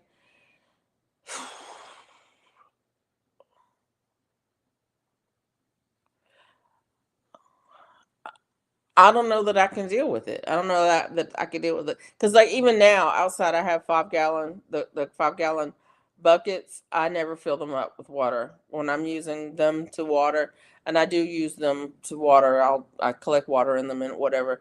I never fill them up. I get them about half full, and that's about as full as I want to carry it, even just a few feet over to water this sort of water that. Is that that's the rainwater. And so like if I fill it up, filling them up, I'm only going to use half. Any more than half is going to be too. It's not too heavy. I could carry more than that, but it's not. Yeah, I could carry more than that, but I don't want to carry more than that. I don't want to strain to carry more than that for um any space. So yeah, so that's what I'm thinking. I, how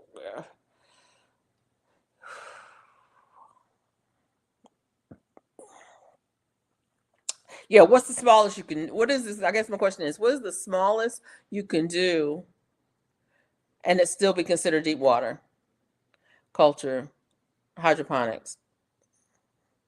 I like my small cracking method bottles. They're easy. Yeah. And I do have some bottles. I've got some vitamin bottles, but I think I could probably go a little bit bigger. I probably could do like protein. I have some small vitamin bottles, but I think I could probably do like some anyways.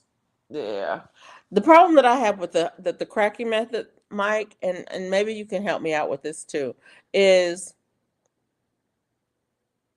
how do you tell when oh, you can do them in gallon containers? That would probably be about the biggest I'd want to go actually is a gallon container. Um how do you tell when you need to add water to the cracking? I mean, do you have to take the plant, lift the plant up to check the water level? How do you check your water level? Small ones in my, you just lift, so you lift it. That's because I did, you know that, you may not remember, but a couple of years ago I did one in a, I don't know what the bottle was. It might have been a vitamin bottle. I don't know what the bottle was, but I did a pepper plant and it did fine in the thing. But I always had to lift it up to check it and to fill it. And the once the roots start getting some size on it, it's like, yeah, I need a bigger top. You know, I need a top that's bigger with a smaller hole in the middle so I can lift the side of the top and check and not lift the basket because lifting the basket, yeah, you know what I'm saying? I'm not even speaking English. I don't know. You can tell, yeah, you can tell it does get lighter. That is true. It gets lighter. But by the time it gets lighter, it might be too far down. You know what I'm saying? That was the problem I was having is like was the water did the water level get too far down? But anyway, I'm gonna do some. I'm gonna figure out how I can do some. But I haven't figured it out yet. But I think I want to do something that maybe has a wider.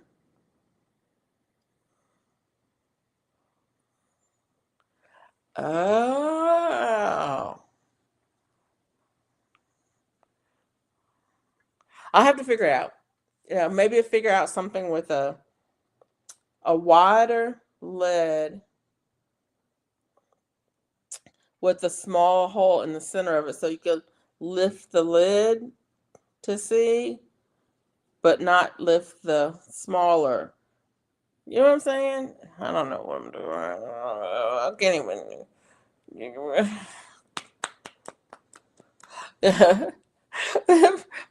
My brain's going, I need to draw a picture. I need to draw a picture, but I don't even think I could draw what I'm trying to say. So yeah. The way I did it before, the size of the net cup was the same size as the top of the bottle. And so lifting it out was fine until the roots started growing out the side. And then lifting it out was like it was kind of not that part. And so I need something where I could, yeah, that. My fig is in a 5 pound protein jug. Yeah, I don't buy protein powder anymore. I used to when my son was here, but he probably buys some. I can make him save me some. Ugh, he probably still using protein or one of those powders. I can get him to save me some because I don't use that stuff anymore. Although I might be using it again. I'm thinking about um well actually I am going low carb again just as soon as I finish this this key lime pie I made. Well, it's not really key limes, but it's Persian lime. This Persian lime pie I made, then I might go low carb.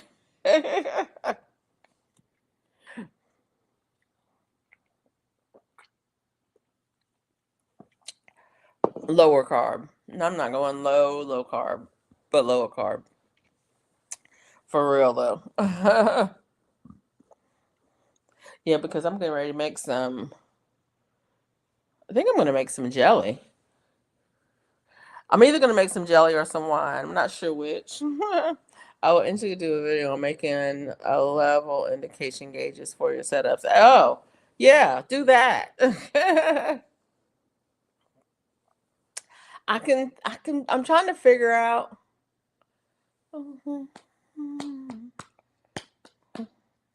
Anyways, I'll figure it out. I'll figure it out. That's the thing. I want it to be easy. But it's and but I but if the funny part about easy is when my kids were younger, I would tell them it's only hard because you haven't done it. It's gonna be easy once I figure out how to do it. It'll be easy. It's only hard because I haven't done it yet. So yeah, it'll be easy. I know it'll be easy. I'll just have to figure that out. So I just have to figure it out. But yeah, I definitely want to do more hydroponic. I mean, I'm doing more.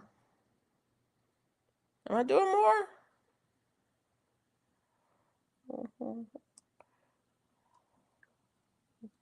Yeah. Well, I've got 3 units going. I have 2 more units. I have one in a box and another one that I'm not using right now. But probably could. I need to get another. Need to find some place to put it. Oh, oh, yeah. And yeah.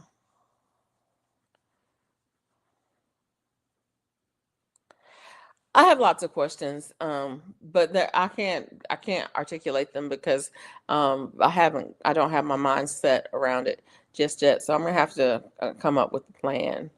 So I was gonna make a video, but I got everything outside now. Oh, that part.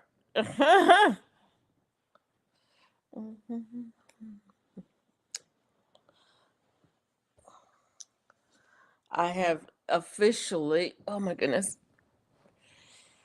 Um,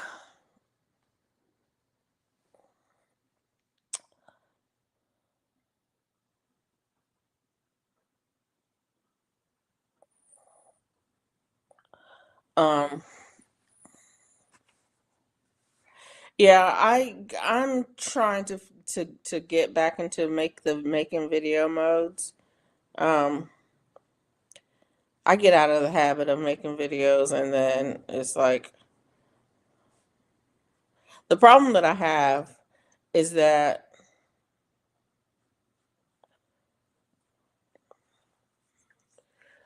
there'll be something I wanted to do. Like, for example, I wanted to make the apple butter. I bought the stuff to make the apple butter at least 9 months ago, but I didn't make the apple butter because I wanted to make a video of making it. And it's not hard to make a video. You just put the phone on the tripod and, and then do whatever it is you were going to do. But whenever I was like, okay, I'm going to do it today, and it's like, I got to set the tripod up, da da da da da. I'm going to do da da da da. But yeah, and then it's like the idea of it feels too overwhelming. And so I just don't do it because it feels overwhelming. It's not overwhelming. It just feels like it is. And so I put it off, I put it off, I put it off, I put it off. Um, the fig is still here. Maybe I'll make a gauge for it. It'd be good content. Yes, it would be good content. It absolutely would be good content. But yeah, and so that's the problem that I have is like it's not that doing the thing, making the apple butter or um even like today, I could have easily filmed topping off the soil in that green stalk. If I had okay, Mike, if I had filmed it, it wouldn't have got done today. Literally, it wouldn't have got done today because I would have had to set the camera up. I would have had to make sure that the camera was in the right place. I would have had to comb my hair, which I did have to comb my hair anyway because I was going to come online and I was like, oh, I will wear this out, so I'm going to wear it on. But yeah, I would have had to comb my hair. I would have had to make sure I was wearing appropriate clothing, and like this is appropriate for um, coming on here, sitting down in front of the camera, but it's not appropriate for me to be walking in front of the camera because it's not long enough. And then I would have had to make sure I've had on shoes, the right kind of shoes. Uh-huh. Uh-huh. And so that's the thing. It's like doing the task is not hard. Filming the task is not hard. But getting ready to film the task is the hard part. Get your hair done. And it doesn't have to be, I mean, I'm not talking about, lied and died and laid to the side. I'm not talking about, a 20-inch bust down. You know what I'm saying? I'm just talking about it's not sticking out all over my head. I even had a video where the shadow of my hair was sticking out all over my head that it's like, well, I can't use that one.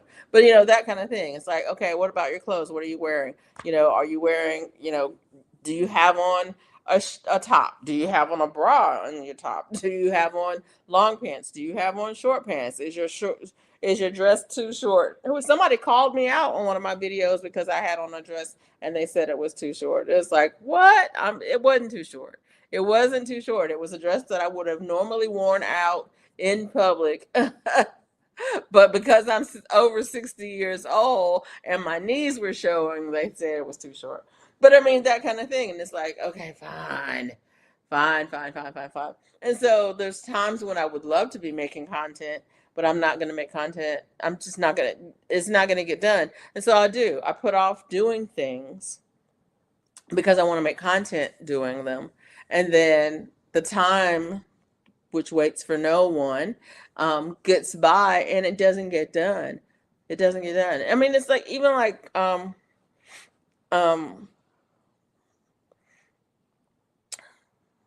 when I planted the sweet potato slips, I could have filmed that, but if I would waited to film that, I wouldn't have gotten planted. That part. Like even today, I planted some stuff today. If I had waited to film it, it wouldn't have gotten planted today because I just right that part. It's like it ain't gonna be grandiose. No, it doesn't. Your garden and authenticity is irreplaceable. Yeah, yeah, yeah. No, it doesn't have to be grandiose, but it does have to. I do have to be decent. I mean, I have to be dressed a certain way. It doesn't have to be, and it's not fancy because I'm not a fancy person. Literally, y'all know I'm not a fancy person, but I can't show my feet because David Corey might be watching, and those things like that. You have to think about those things. I'm just teasing. I'm really just teasing because I would wear sandals around David Corey, so I would definitely um, I would definitely wear sandals in a video, but there are literally I have videos where I was potting up some things and I had on I think I was barefoot. I think I was barefoot.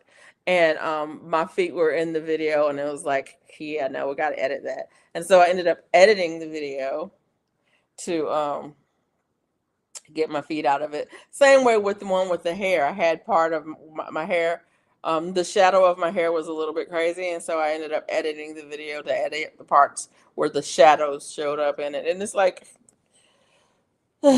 it's too much. It's too much. And even today, like at 10, I was sitting here. Where is it? Right here. At 10 tonight, I was sitting here combing my hair and twisting them up.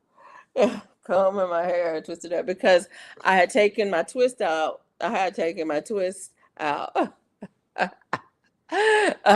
And they were just out all over my head because I hadn't been out, I hadn't been anywhere in the last day or two. And so they were just out all over my head. I was like, I gotta twist this hair up. And then went and checked in the bathroom and looked in the mirror. I was like, okay, that's decent. I can wear it like that. My feet look like Jesus walks. But I'm not a woman. Trust me, Jesus walks. My feet are pretty. ARD, my feet are pretty. I take good care of them. My toes are done. They're pretty and I wear sandals. But David talks about feet. And so now he's got me very self-conscious about it. And so I'm not going to let y'all see my bare feet. I'm just saying, if you want to see feet pics, you're going to have to go to my other site for that. I know I don't have another site. I'm just messing. But that's yeah, that part. But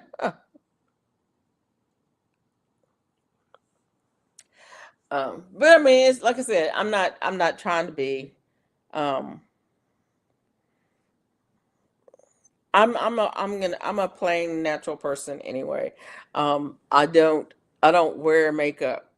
So it's not like I gotta put my makeup on. And I don't dress fancy, so I ain't putting no fancy clothes on. But you know, but I have to have on clothes. Clothes are kind of necessary. Y'all probably would not, I mean, it's every day is not naked gardening day, so can't do naked gardening day. Um, but every day is not moo in the garden day. But moo in the garden are fine. I would do moo in the garden every day. That's fine with me. But there's certain things that you won't see me doing, and it's funny because even some of my friends say, Lydia.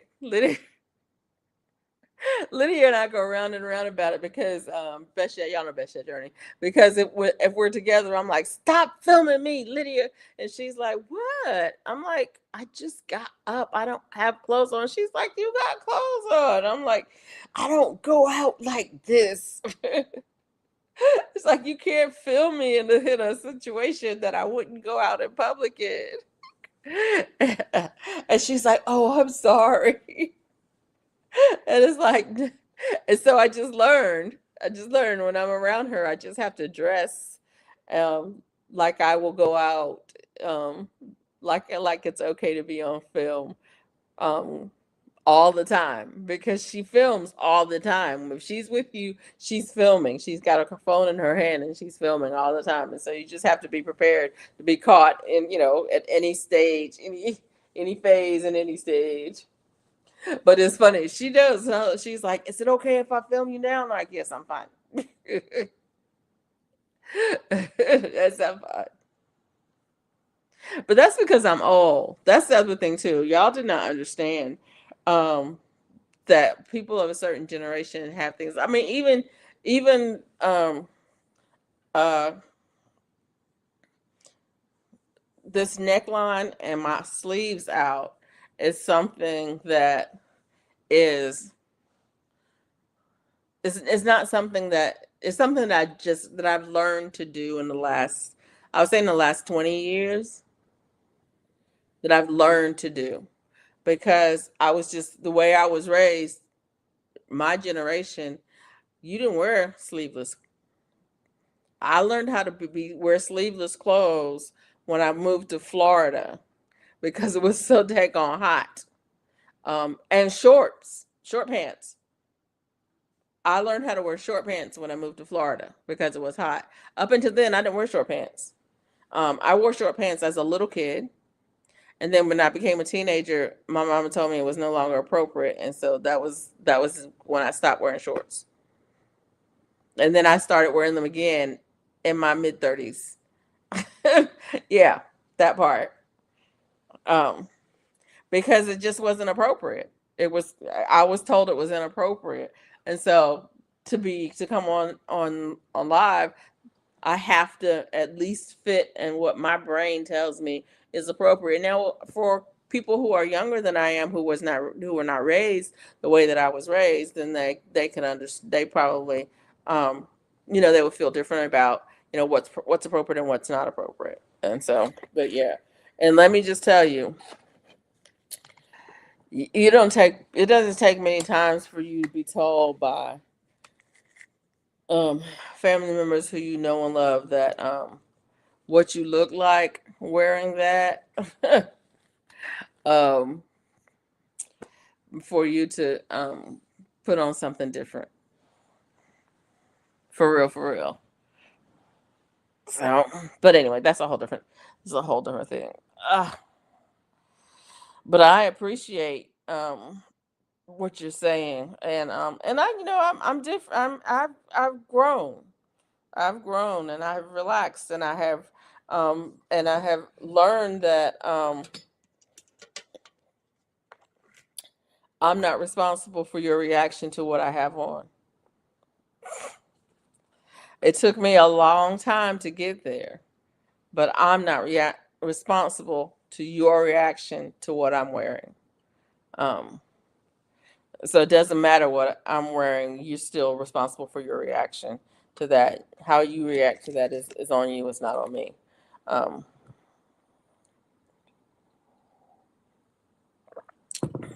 but that's, ugh, that took a lot of work, um, a lot of work for me to get to that place.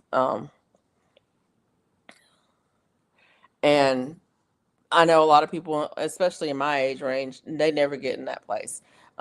You are always responsible how other people react to you. If somebody reacts bad to you, it's your fault. It's not them reacting bad. It's your fault for causing them to react bad. And it's like, I can't make you do nothing. It's like, I had to learn that. I can't make you do nothing. So, but anyways, but yeah, that's the thing about content creation, though. You have to, it, for me, creating content makes doing the task, it just makes it take longer. It's like I have to apply my multiplication factor on it for any DIY. I have a DIY multiplication factor of 4. If you're gonna if you're gonna DIY it, any task, it doesn't matter what it is. I mean, whether it's painting your house or building a table or replacing a screen in the door, doesn't matter. If you're going to DIY it, um, go in, do your calculations, figure out how much materials and how much time it's going to take you, how much money is it going to cost you, and multiply that by 4. It's going to cost you 4 times as much as time and money and resources to do in order to do it yourself than it would to just pay somebody to do it. And I mean, I'm not saying that I have proof of this. I'm just saying that's the multiplication factor I use because when I bought the last house we bought, it was a fixer upper, and we had to do a lot of work on it. And everything that we did on that house cost more than we planned. Every single thing that we did cost more than we planned. And the multiplication factor was about 4. And so, yeah. But once I figured out that multiplication factor, things got easier, and I didn't stress out about it near as much. And so that's the way I think about it when it comes down to making videos. So if I have to do something, if there's something that I'm going to video while I'm doing, it's going to take me 4 times as long to get it done. And that's probably not even, that factor is probably not even as good, because sometimes it takes even longer than that for me just to get my mind set to do it.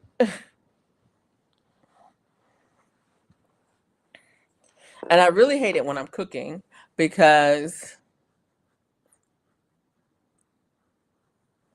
you have to film the final.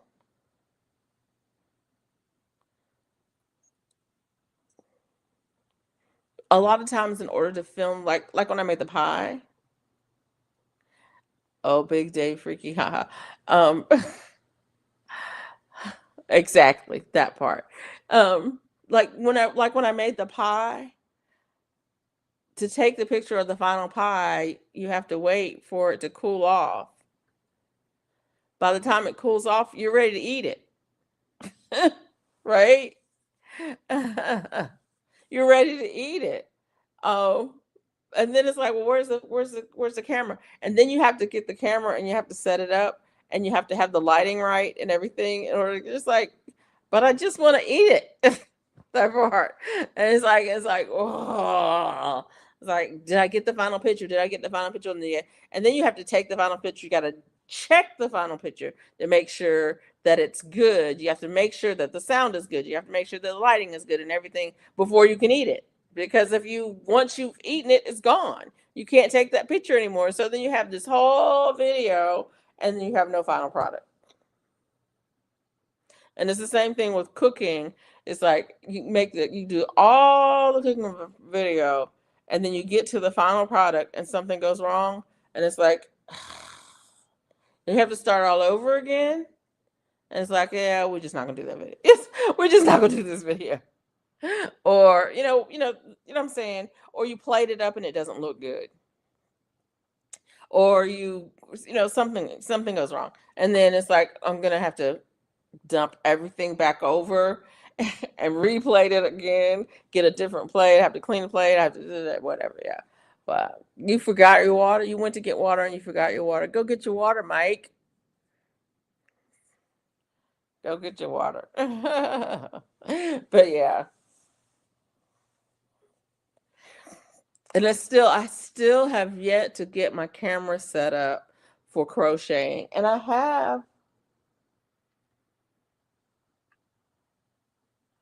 bought I'm looking over there because I think it's over there, but I'm not sure if it's over there or not. I bought a harness setup so that I could have the camera like right here, and then I could have the crocheting on the camera. And I was gonna try, and I'm gonna do it eventually. I'm gonna try to do it one night on the live to have it set up. Um, I want to do crocheting, knitting, and sketching um while on the live stream. But the setup, the camera setup, this one's provolone with extra sharp. Oh, that sounds good. That sounds really good. I'm trying to think. I had grilled cheese the other night with apple butter.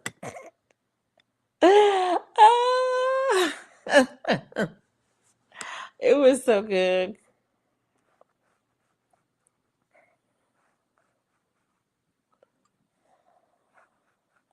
It was so good. And then I had oatmeal the other day with apple butter.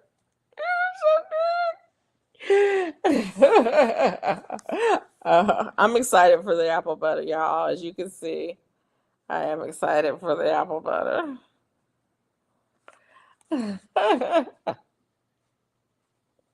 It turned out so good. Um, I have to say though, I cooked that stuff for 24 hours. And it really wasn't necessary. I probably could have done it in half the time. I just needed to, I left the lid on it too long. I needed to prop the lid up a whole lot sooner so it would go ahead and reduce down. But that's okay. Lesson learned. Lesson learned. And I'll be making some more in the fall. Actually, I may make some from apples instead of applesauce in the fall. So we'll see. But yeah, it turned out so good. Um, and I love it in my oatmeal. I don't eat oatmeal very often just because it's so many carbs and I have to figure out how to fit it in. But yeah.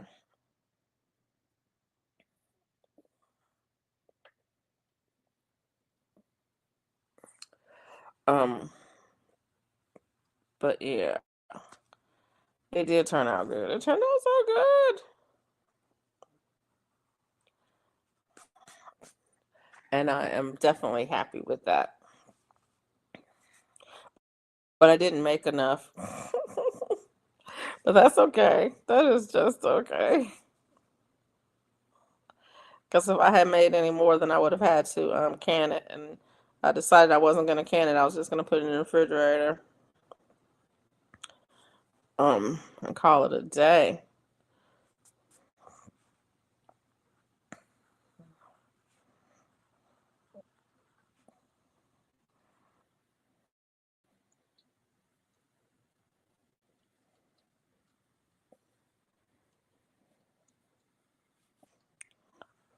But yeah, finish this.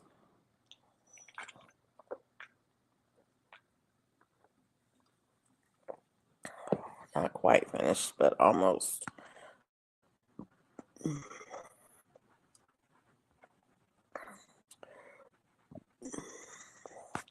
I like doing cooking videos.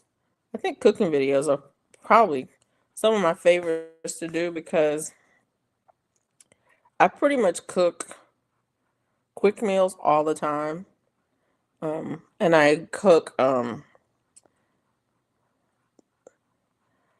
generally it's enough for four.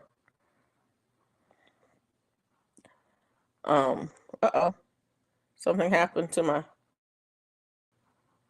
stream for a minute there. Generally it's enough for four, and so I usually, cook enough, it's enough for four meals for me.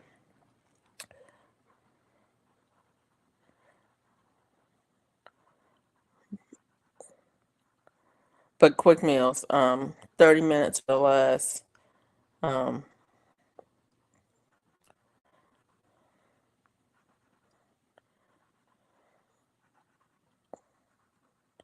and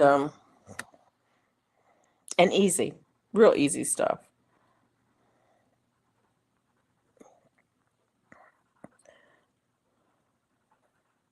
So, it's not, there's no stress involved with it. It's not like it's a big fancy recipe or, or anything like that. And there's no, it really can't go wrong. I mean, I guess it could go wrong, but generally it can't go wrong. It's just because it's so simple. It's just simple, easy. Twice a week, main meals, and then easy stuff for the rest of the meals. Yeah, like this week, if you guys have seen the videos that I put up this week has been the same meal, four ways, three ways or four ways. Some, I cooked some chicken. I had, I got some chicken from Aldi. It was like one of those family packs for $5. So it's like I don't know how many. I don't even know how many chicken legs were in there. Actually, it wasn't even the whole pack. It was a half of a family pack, and so it was like I don't know. I just threw them on and cooked them. Threw some onions and peppers, garlic in there, poultry seasoning, celery, and cooked them. I didn't video that at all, but I cooked the chicken. Um, and and so I had a container full of chicken, and so it was like, okay, I'm gonna have spaghetti noodles with chicken. And then I would cut up some, oh, I want some veggies with this. So I cut up some veggies. I cook some veggies. I throw the chicken in there, and then I pour the noodles and I cook it on top. Oh, I'm gonna have rice with chicken, and I do the same thing. So I have fresh veggies. Every day I would cook up the fresh veggies, add the chicken to that, and then put it over something or not. It's like, do I want to have a carb with this today? Yes or no? Am I gonna have bread with it? I'll have bread today. I'll have pasta tomorrow. I'll have rice noodles. I'll have rice. I'll have, potatoes with it. It was the same. The start was the base was the chicken, and I think I had like maybe six servings of that.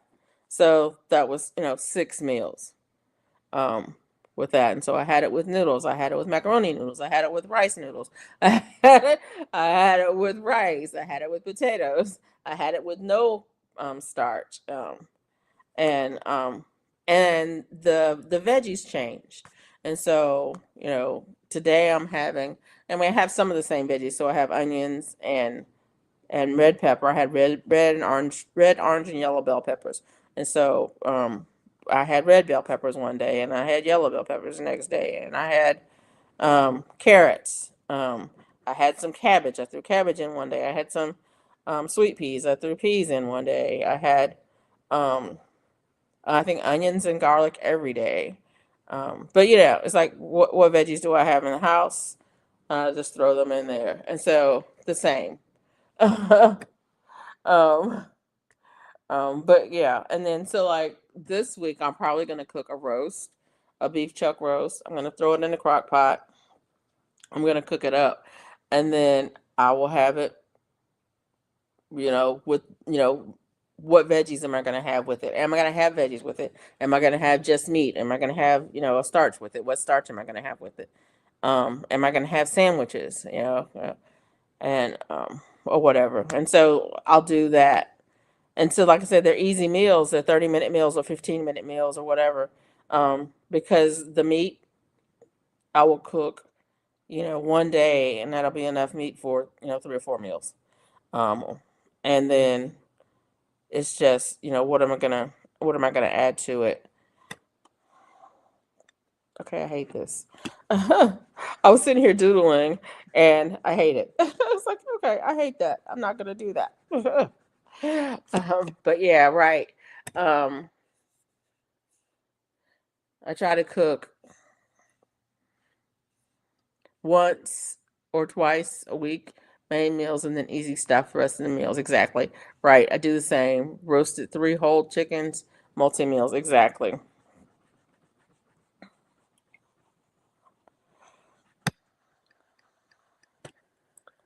And it's so funny that chicken, I cooked that chicken to make chicken and dumplings. I did not make chicken and dumplings. No, not at all. I wanted chicken and dumplings. I had a taste for chicken and dumplings. I did not make chicken and dumplings. I don't know why I didn't make chicken and dumplings, but that's what I really wanted. But that's okay. Because just like I cooked that, there's some more chicken in the freezer. And so next time I have chicken, maybe I'll have chicken and dumplings. Or maybe not. Because I just the reason I didn't do it is because I didn't want all the bread. Once I cooked it all up, I said I really don't want all that bread.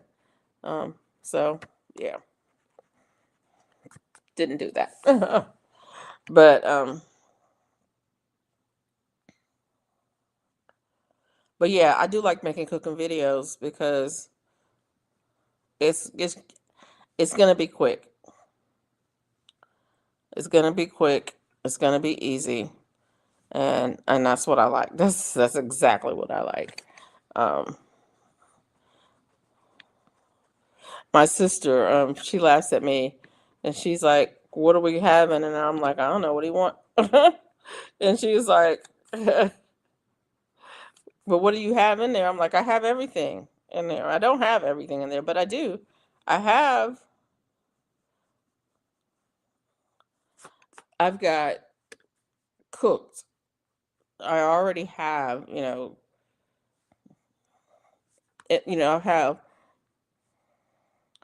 have chicken. I have pork. I have beef. I have lamb. I have shrimp. I don't have any fish, but I have shrimp in the freezer, right? So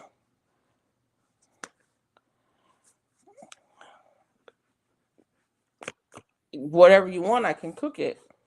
Um, Pretty much anything you want, I could cook in, you know, a little bit of time. It does depend. Like if you want to roast, it's gonna take me a minute to cook a roast because one, it has to thaw out and it takes a while to thaw out, and then two, I'm gonna cook it in a slow cooker, so it's gonna take 8, 10 hours, whatever, 8 hours to cook, or longer because sometimes I'll cook longer than that. But yeah, it's gonna take a minute if you want roast. Um, but if you want shrimp, it's not gonna take that long. One, it doesn't take that long to thaw them out, and two, it doesn't take that long to cook them. Same thing. If you want steak, it's not gonna take that long. Um, I've got to thaw them out, so it's gonna take a little bit of time to thaw them out. But after it's thawed out, it's just, and it's not gonna take that long. So, but that's how I usually get um my meals done because I'll build off of what I keep the basics in the refrigerator all the time or in the freezer all the time, and then it just depends on you know when. Like I know that one day I'm gonna cook that roast. I'm gonna cook that roast within the next 3 or 4 days. So one day I'll go and I'll take it out and put it in the bottom of the refrigerator. And then, the next day I'll put it in a crock pot. And then the next day I'll start eating meals off of it.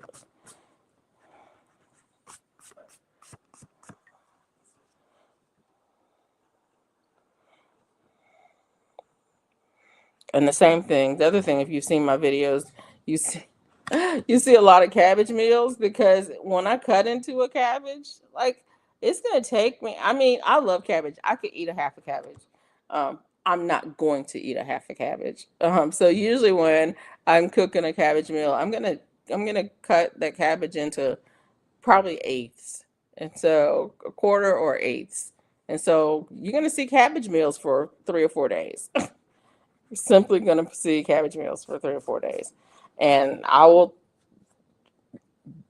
cook it several different ways. But mostly I just throw stuff in a stir fry. Um,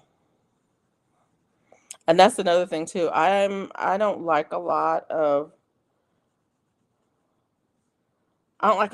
seasoning on my food. I like some, but I don't like a lot of seasoning um on my food. Like on my steak, only thing I want on my steak is salt. I actually love the flavor of beef, and so I just want salt on it. Now, my roast, I want a little bit more on it. Um, Cabbage, I like a little butter. Salt, pepper, butter, I'm good. If I'm feeling fancy, I'll throw some vinegar in it because it just gives it a different flavor.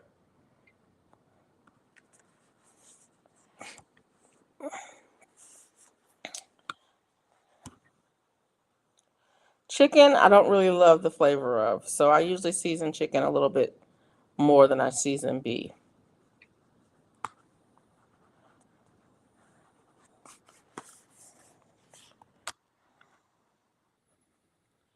And then pork, it just depends on the cut, on how I season it. Definitely depends on the cut, on how I season it.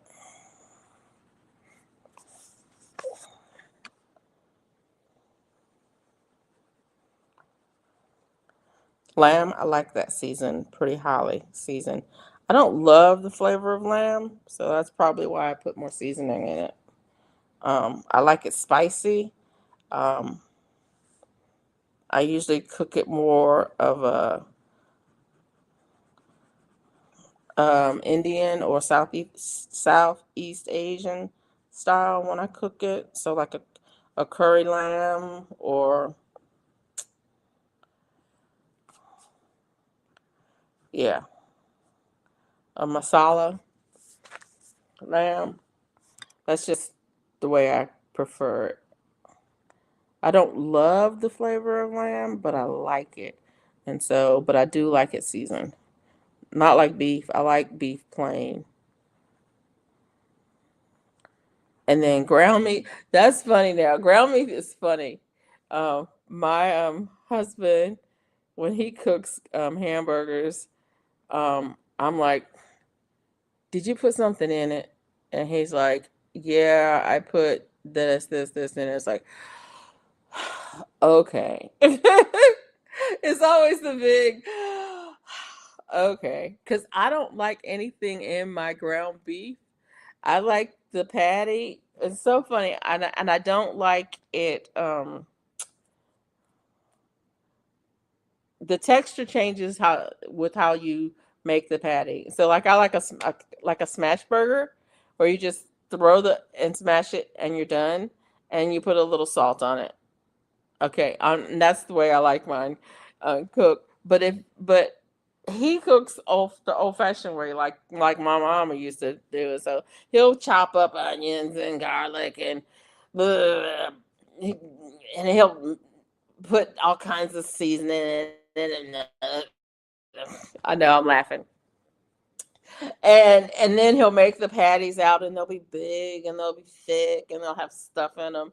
And I was like, oh my God. And so I can eat it.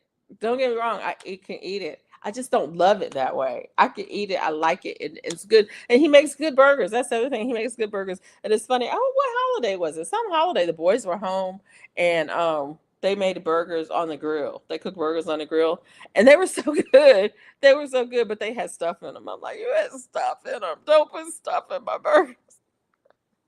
It is so funny.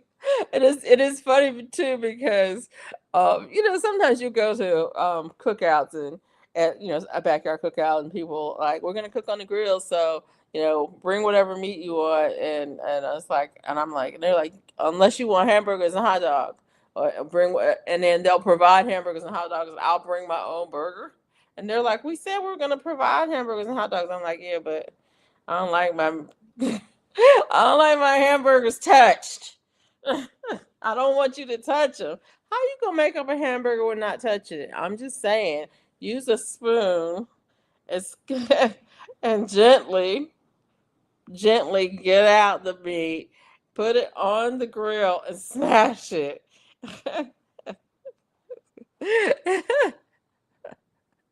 That is too fun. Actually, whenever I think about how I like my hamburgers, yeah, I don't want a hamburger. Yeah, forget about it. I'll just have a hot dog. And the funny thing is, the hot dogs are exactly the opposite of that. A hot dog is mechanically separated, whatever it is, and then it's ground up, and then they add stuff in it, and they extrude it. You know what I'm saying? It's just ugh. It really is, and I'm good with that. I am good with that. I don't eat them except for like twice a year. So that part.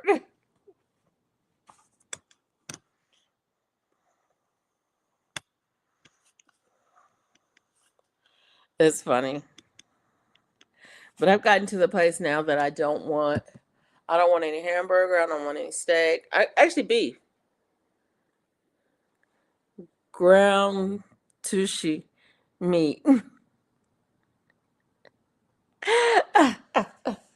It's so funny. We used to, when I was working. Yeah, I worked out.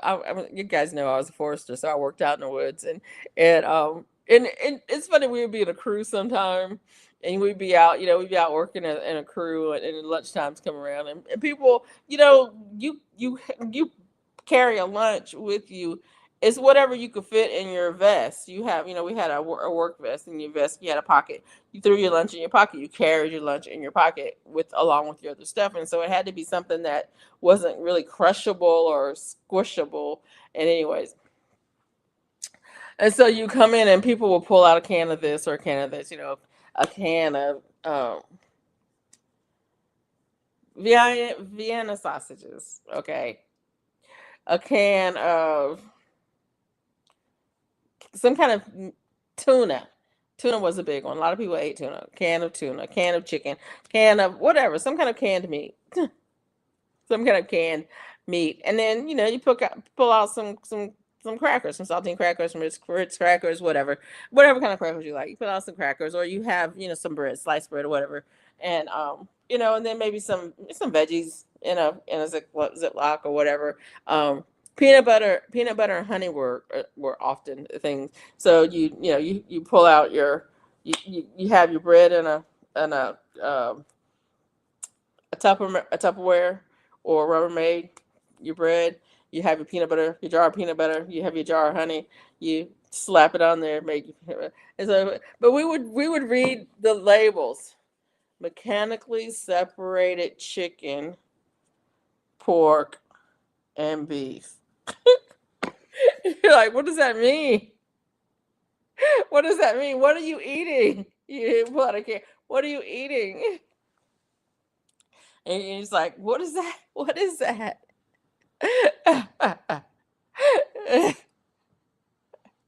And the funny thing is, I need to go and find my vest right now because there may be food in that vest in a can, which is probably well expired and needs to be thrown out. But you always, when you work in the field like that, you always had food, at least some food, um, non-perishable food, canned, something canned or something in packets that you could carry on your back. You always had something in your vest, always. You'd have, sardines, you'd have kipper snacks, you'd have tuna, you'd have, or the packets of tuna, you'd have the tuna or the chicken or whatever you would have some in there, because invariably you would go to work on a day like today in the middle of the summer, and you have your regular lunch in a lunchbox, and um you sit down, you go out in the field and you sit down and eat your lunch, and you get a call at 2:30. We've got a fire. And so you're off to the races. You've always got your stuff with you, and so you good to go. You headed toward the fire. Well, the next time you see the light of day, it's the next day. So you may have missed supper, and if you didn't have any food in there, you ain't have nothing to eat. So you always kept some food in your thing, because you never knew if a fire was going to pop off or something like that, or an emergency was going to pop off, and the next thing you know, you're off to some emergency whatever, and you don't get to stop, whatever butcher can't make hamburger gets ground to paste to make hot dogs, right? Well, and that's the other thing, whatever the butcher can't make a cut of meat out of, it gets ground to make hamburger. That's one of the things that, when you grow up on the farm, um, you grow up on the farm or you grow up in the country, my dad would buy a half a cow. Hamburger meat's trash meat. That's what was left over after the cow was butchered. That was what left over for trash meats, and a lot of times that got donated, because nobody wanted all that hamburger when you got a half a cow to eat. Um, when I was in college, my friend, she grew up on a farm, and um, I remember her calling her daddy and saying, "Daddy, we ain't got no food. We ain't got nothing in here but hamburger and barbecue." And I was like, "How is hamburger and barbecue not food?" Because literally, that was what it it felt like, not food. It felt like what you donated to the food pantry. Um, and what did her daddy do? What did her daddy do? Well, he got on the road and drove 3 hours and brought his baby some food and stocked that freezer. Yeah, yeah, yeah. Y'all, I'm gonna have to call it a night, because pain, pain, pain. Hold on a second. Let me see if I can get myself situated. I think I can probably go another 15 minutes, 15 or 20 minutes, but let me see if I can get situated here.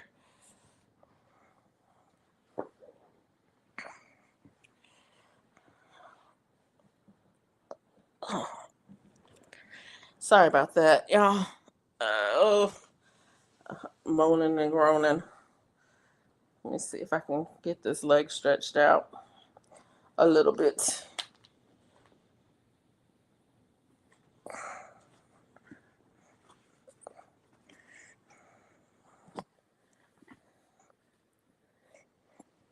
Oh, I'm still here. I'm still here. I need to edit videos, but I'm lazy. Oh, I don't mind editing. I really don't mind editing so much. Ooh, ooh, come on, let's see if we can do this. Come on. You can do it. I talk myself into it. Ah, there you go. There you go. Okay. All right. That's better. That is much better. Yeah, I'm having to sit back a little bit on this chair. Um, and see if I can, yeah, do that. But yeah, I don't mind editing. Um, what editor do you use, Mike?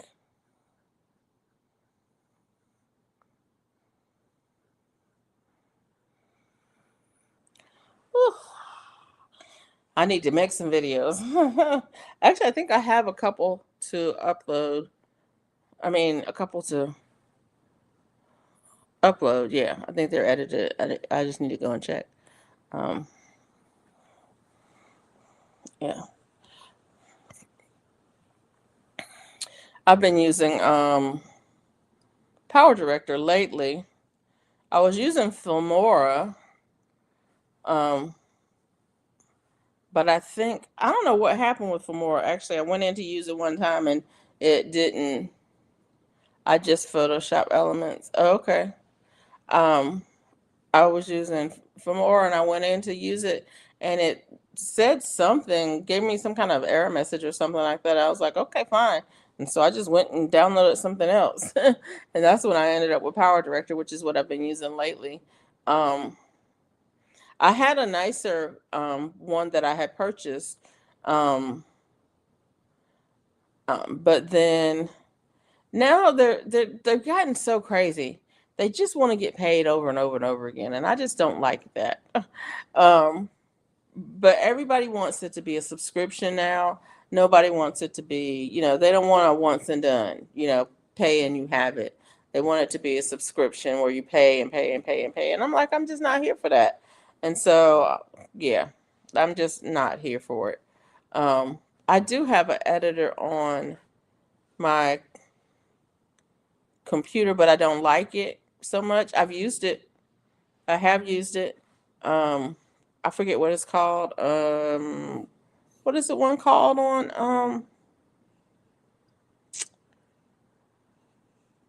I forget what it is. What's the one called on the MacBook? Apple iMovie. iMovie. I've used it. Don't like it. Um, and then the one that I had that I did like was I forgot what the name of it is.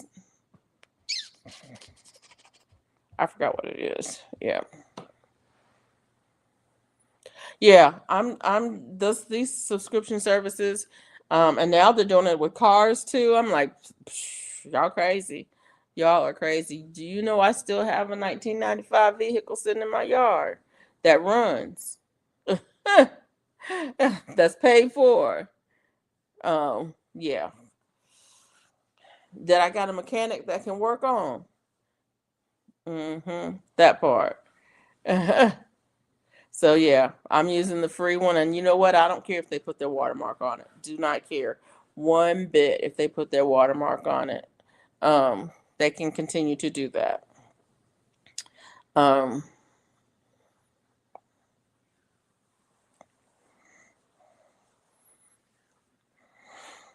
mm, but yeah, so yeah, I've been using Power Director, which is free, the free version of it. They have, I mean, it has a paid version, but I'm not paying for it. And I guess it does some things. Whatever. I'm not paying for it.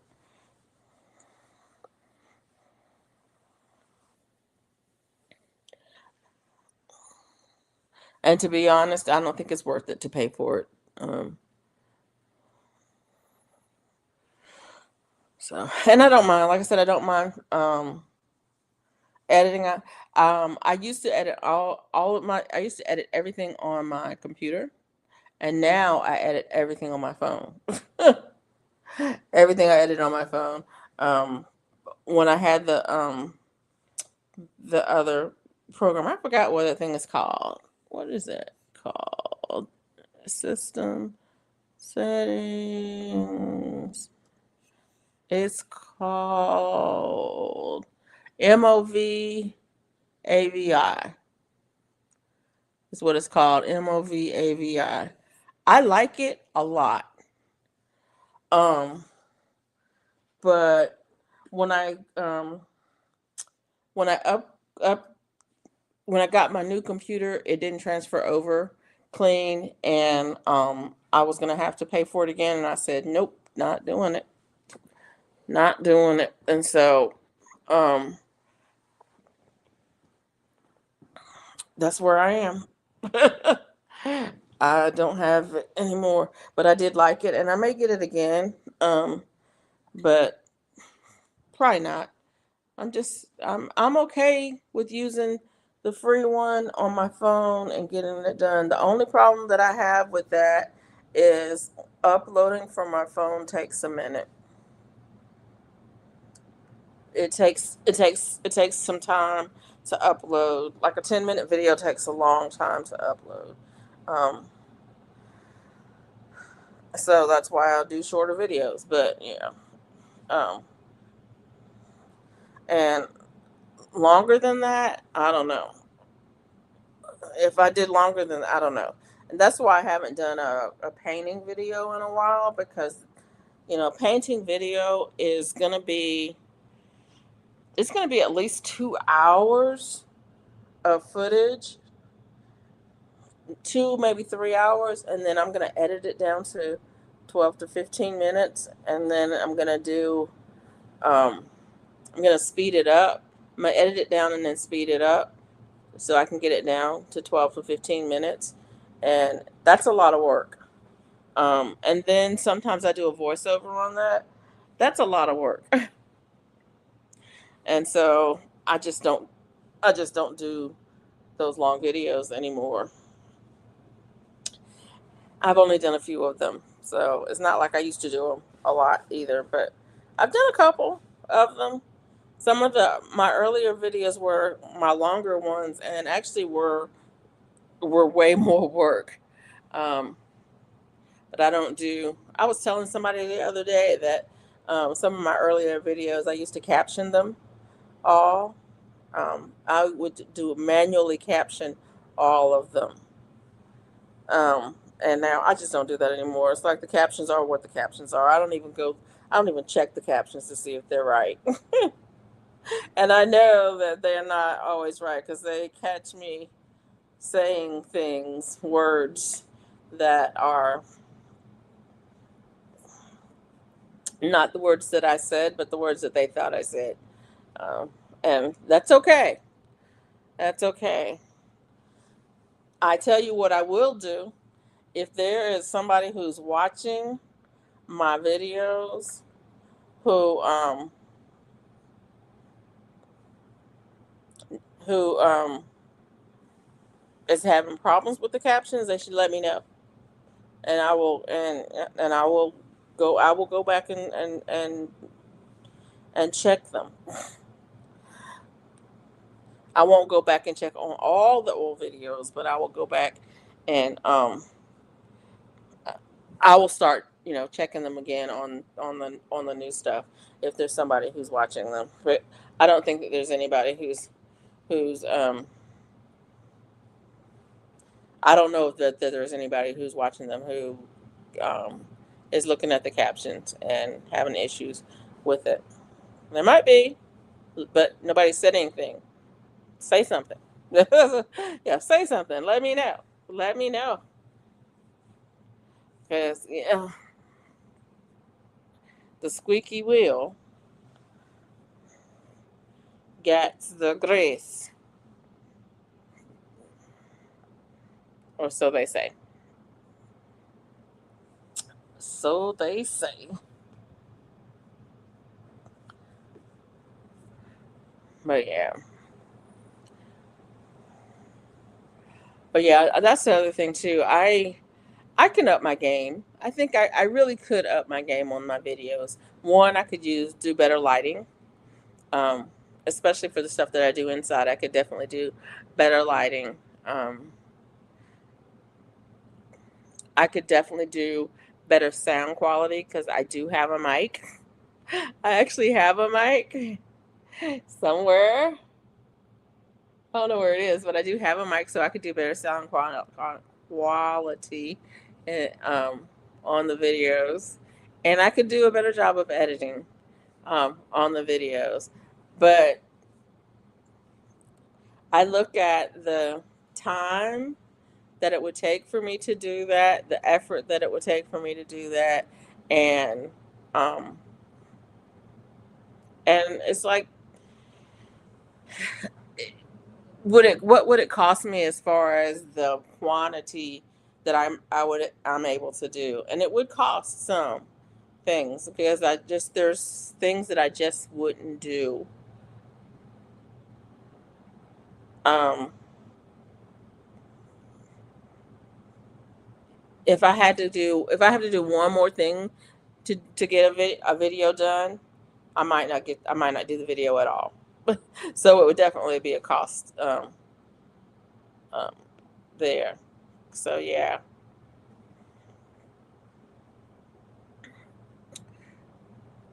definitely be a cost. But anyways, let me see. I wanted to.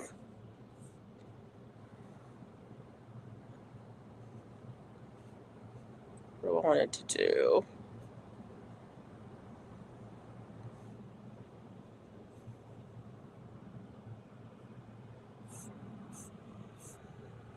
Uh, yeah,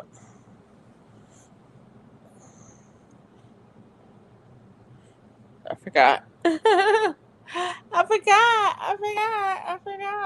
I've been I think I talked about it a little bit last week. I've been sketching a little bit more. Got my sketchbook here. Um, I'm still working on the Faces Challenge. I should be finished with the Faces Challenge, but I don't know how many have I done. I think I've done 17, 18. I'm probably going to do 25 faces.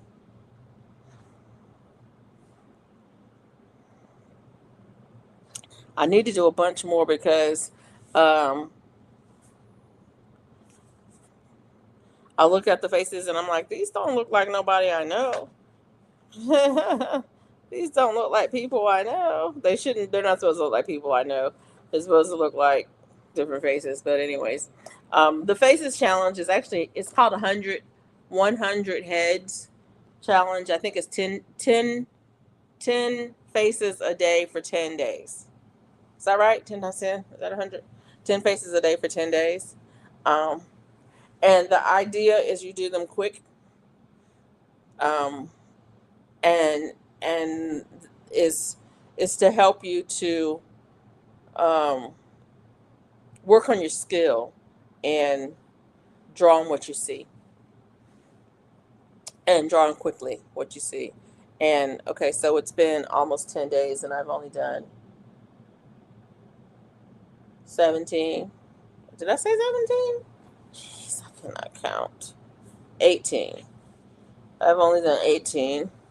So I'm probably going to stop at 25, maybe 30. I don't know how far I'm going to go. Um, but some days I haven't done any at all. I've been doodling instead. So I'm not committed to doing the full challenge. But yeah, I'm gonna do some more faces, and then I'm gonna once I get the faces, get to the point where I want to stop with the faces, then I'll do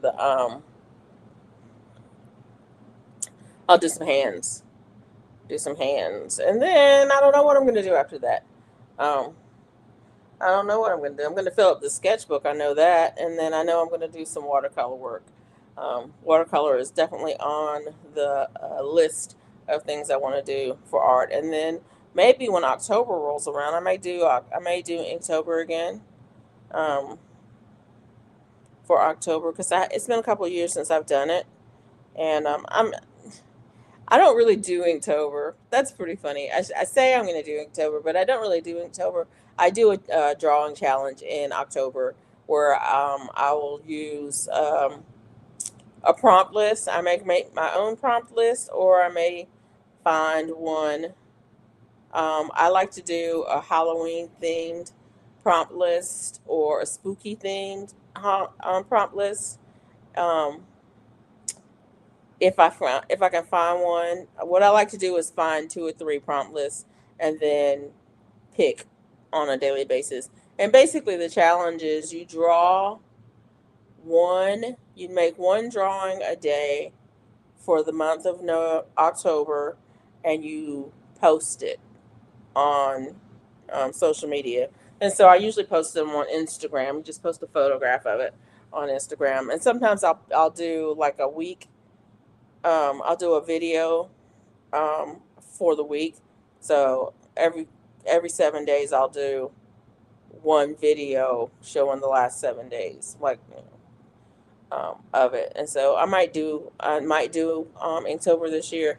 I'm not sure if I'm gonna do it, but I might. I need to start looking for prompt lists already because time waits for no one, and it'll be here before I know it. And if I don't have the sketchbook already, see, I like to get a brand new sketchbook for it. Um, uh, and I need a sketchbook that has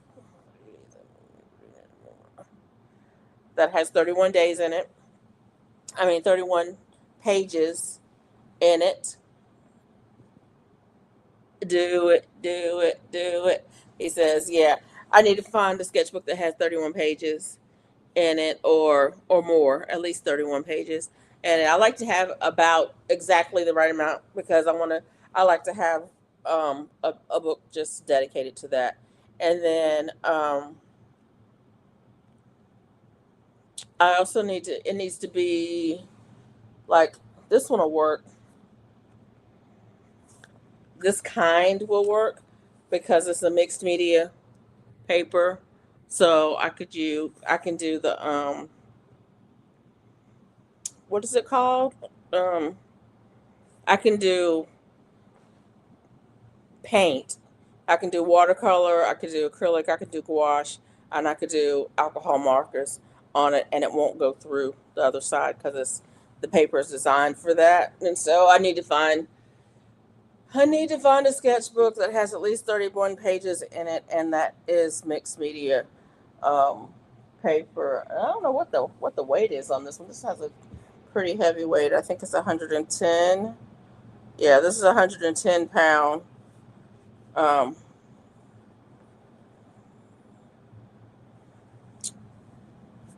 the weight of the paper is 110. Um, so this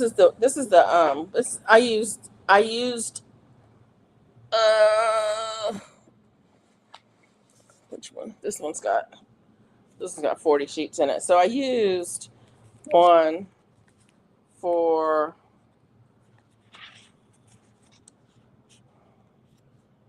this is 2023. It's a prompt list for October 2023. Bada. And I used this is the book that I used for that one.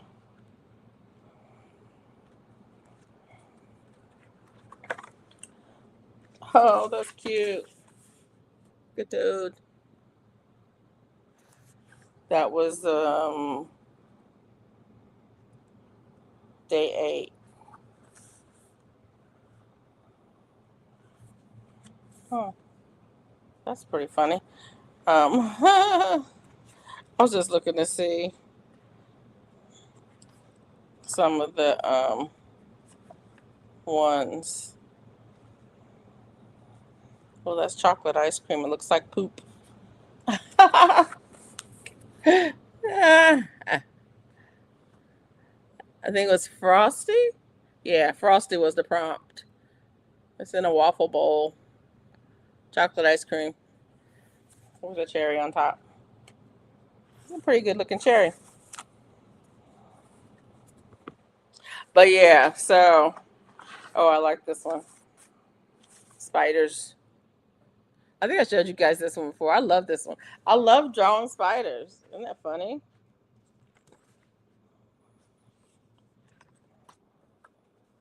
Yeah. There's a Dodge. I'm not really good at drawing cars, but hey, it turned out okay.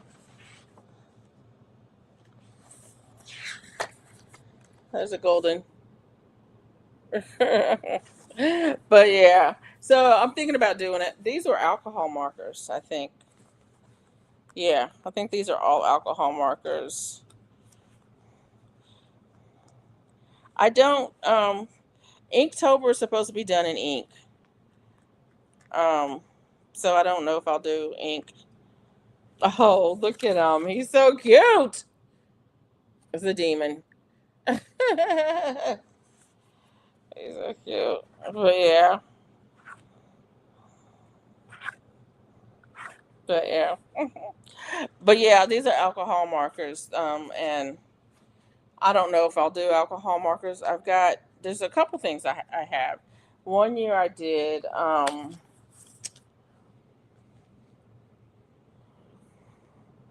What is it called? Quill. A quill. Is that what it's called? Yeah, a quill pen. Um, and so I used that with liquid ink. That was good. And I do have some liquid ink. I have a whole set. I've got liquid ink in there. I also have some. There's another ink. I forgot what it's called. Anyways, I have several different kinds of ink. So I don't know. I'm just thinking about, what am I gonna do? What kind of ink am I gonna do? I'm gonna do pen and ink. Am I gonna do alcohol ink? Am I gonna do India ink? Am I gonna do acrylic? I think I have some acrylic ink. I don't even know. I have no idea what I have over there because yeah, it's like everything else. It's like um it's like gardeners with seeds. Gardeners with seeds. That's what it's like. An artist with markers. I have got hundreds of markers.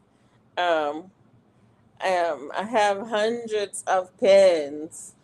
And I've got multiple kinds of ink and and things and brushes and quills and pens and nibs and things to do them with. And yeah, that part. So Inktober. Inktober. Um, so yeah, the challenge is to do a drawing, to use ink, to finish it, and to post it daily for the month of October using a prompt list. There's an official Inktober prompt list, but there are also unofficial prompt lists by other people. There's a witchy one, Witchtober one. There's a Drawloween, which is Halloween related ones. Um, there's a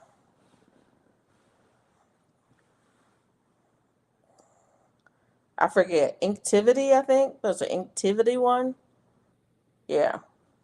Anyways, and then there's personal prompt lists.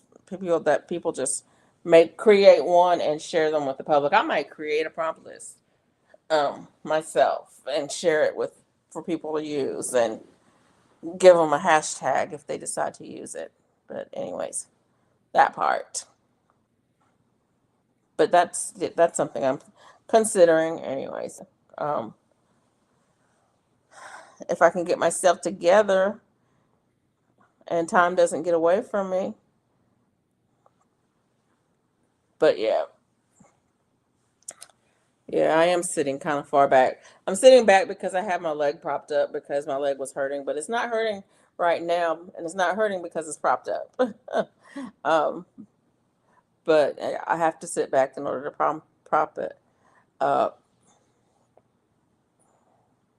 So yeah, that's another my leg hurting. That's another reason why I am gonna be. I'm trying really hard to get my diet where it needs to be because um, when I was eating better, I definitely had less pain. Had less pain days, um, and on the days that I did have pain, I had less pain. So um, today was a great day. I did not have a lot of pain today at all until I sat down. Until I sat down to go live, and that's when things started getting a little dicey. And that's probably because just before I sat down to go live, I was standing in the kitchen barefoot, which no support for my feet. Um, just unloading the dishwasher and loading the dishwasher, and getting things tidied up in there, and that always is, um, adds a little pressure. Um, so yeah, but I get gotta get trying my best to get my eating in order. I'm gonna trying to figure out um s- what's sustainable for me. Um yeah, trying to figure out what I can live with for the long term. So it's gonna be slow going, but I'm making steps in that direction. And it's gonna be also some testing out of things, to see um, what's causing problems. I know that I know some of the things that cause problems, but I don't know everything that cause problems. And so it's going to be some testing of stuff to see, what causes problem, what doesn't cause problems, what things I can eliminate, and what things I can cut back on. Um, so yeah. But anyways, yeah, I'm winding down yet now. I think I'm gonna go ahead and say good night. Thank you everybody for coming in and spending some time with me, um and engaging in the chat and everything. Um, if I haven't said it, I appreciate you. Um, all the ones that are here, all the ones that are here for the replay, and yeah, and yeah, hold me accountable. That's the other thing, and let me know what you guys want to talk about. Some interesting things have come up recently that I would like to talk about, but I don't know if you guys are interested in. So um, just let me know. If you're going to be in the book club, I would love to see you guys there if you are readers and would like to do that. But yeah, I put together a garden card. Okay, cool. I like that. I love it when you guys get stuff done. That's the best. Those are the best kind. But anyways, um, yeah. If you guys are gonna be in the book club on Saturday, I'll see you there. And if not, that's fine too. And I'll see you around these YouTube streets. Yeah, that part. Good night, y'all.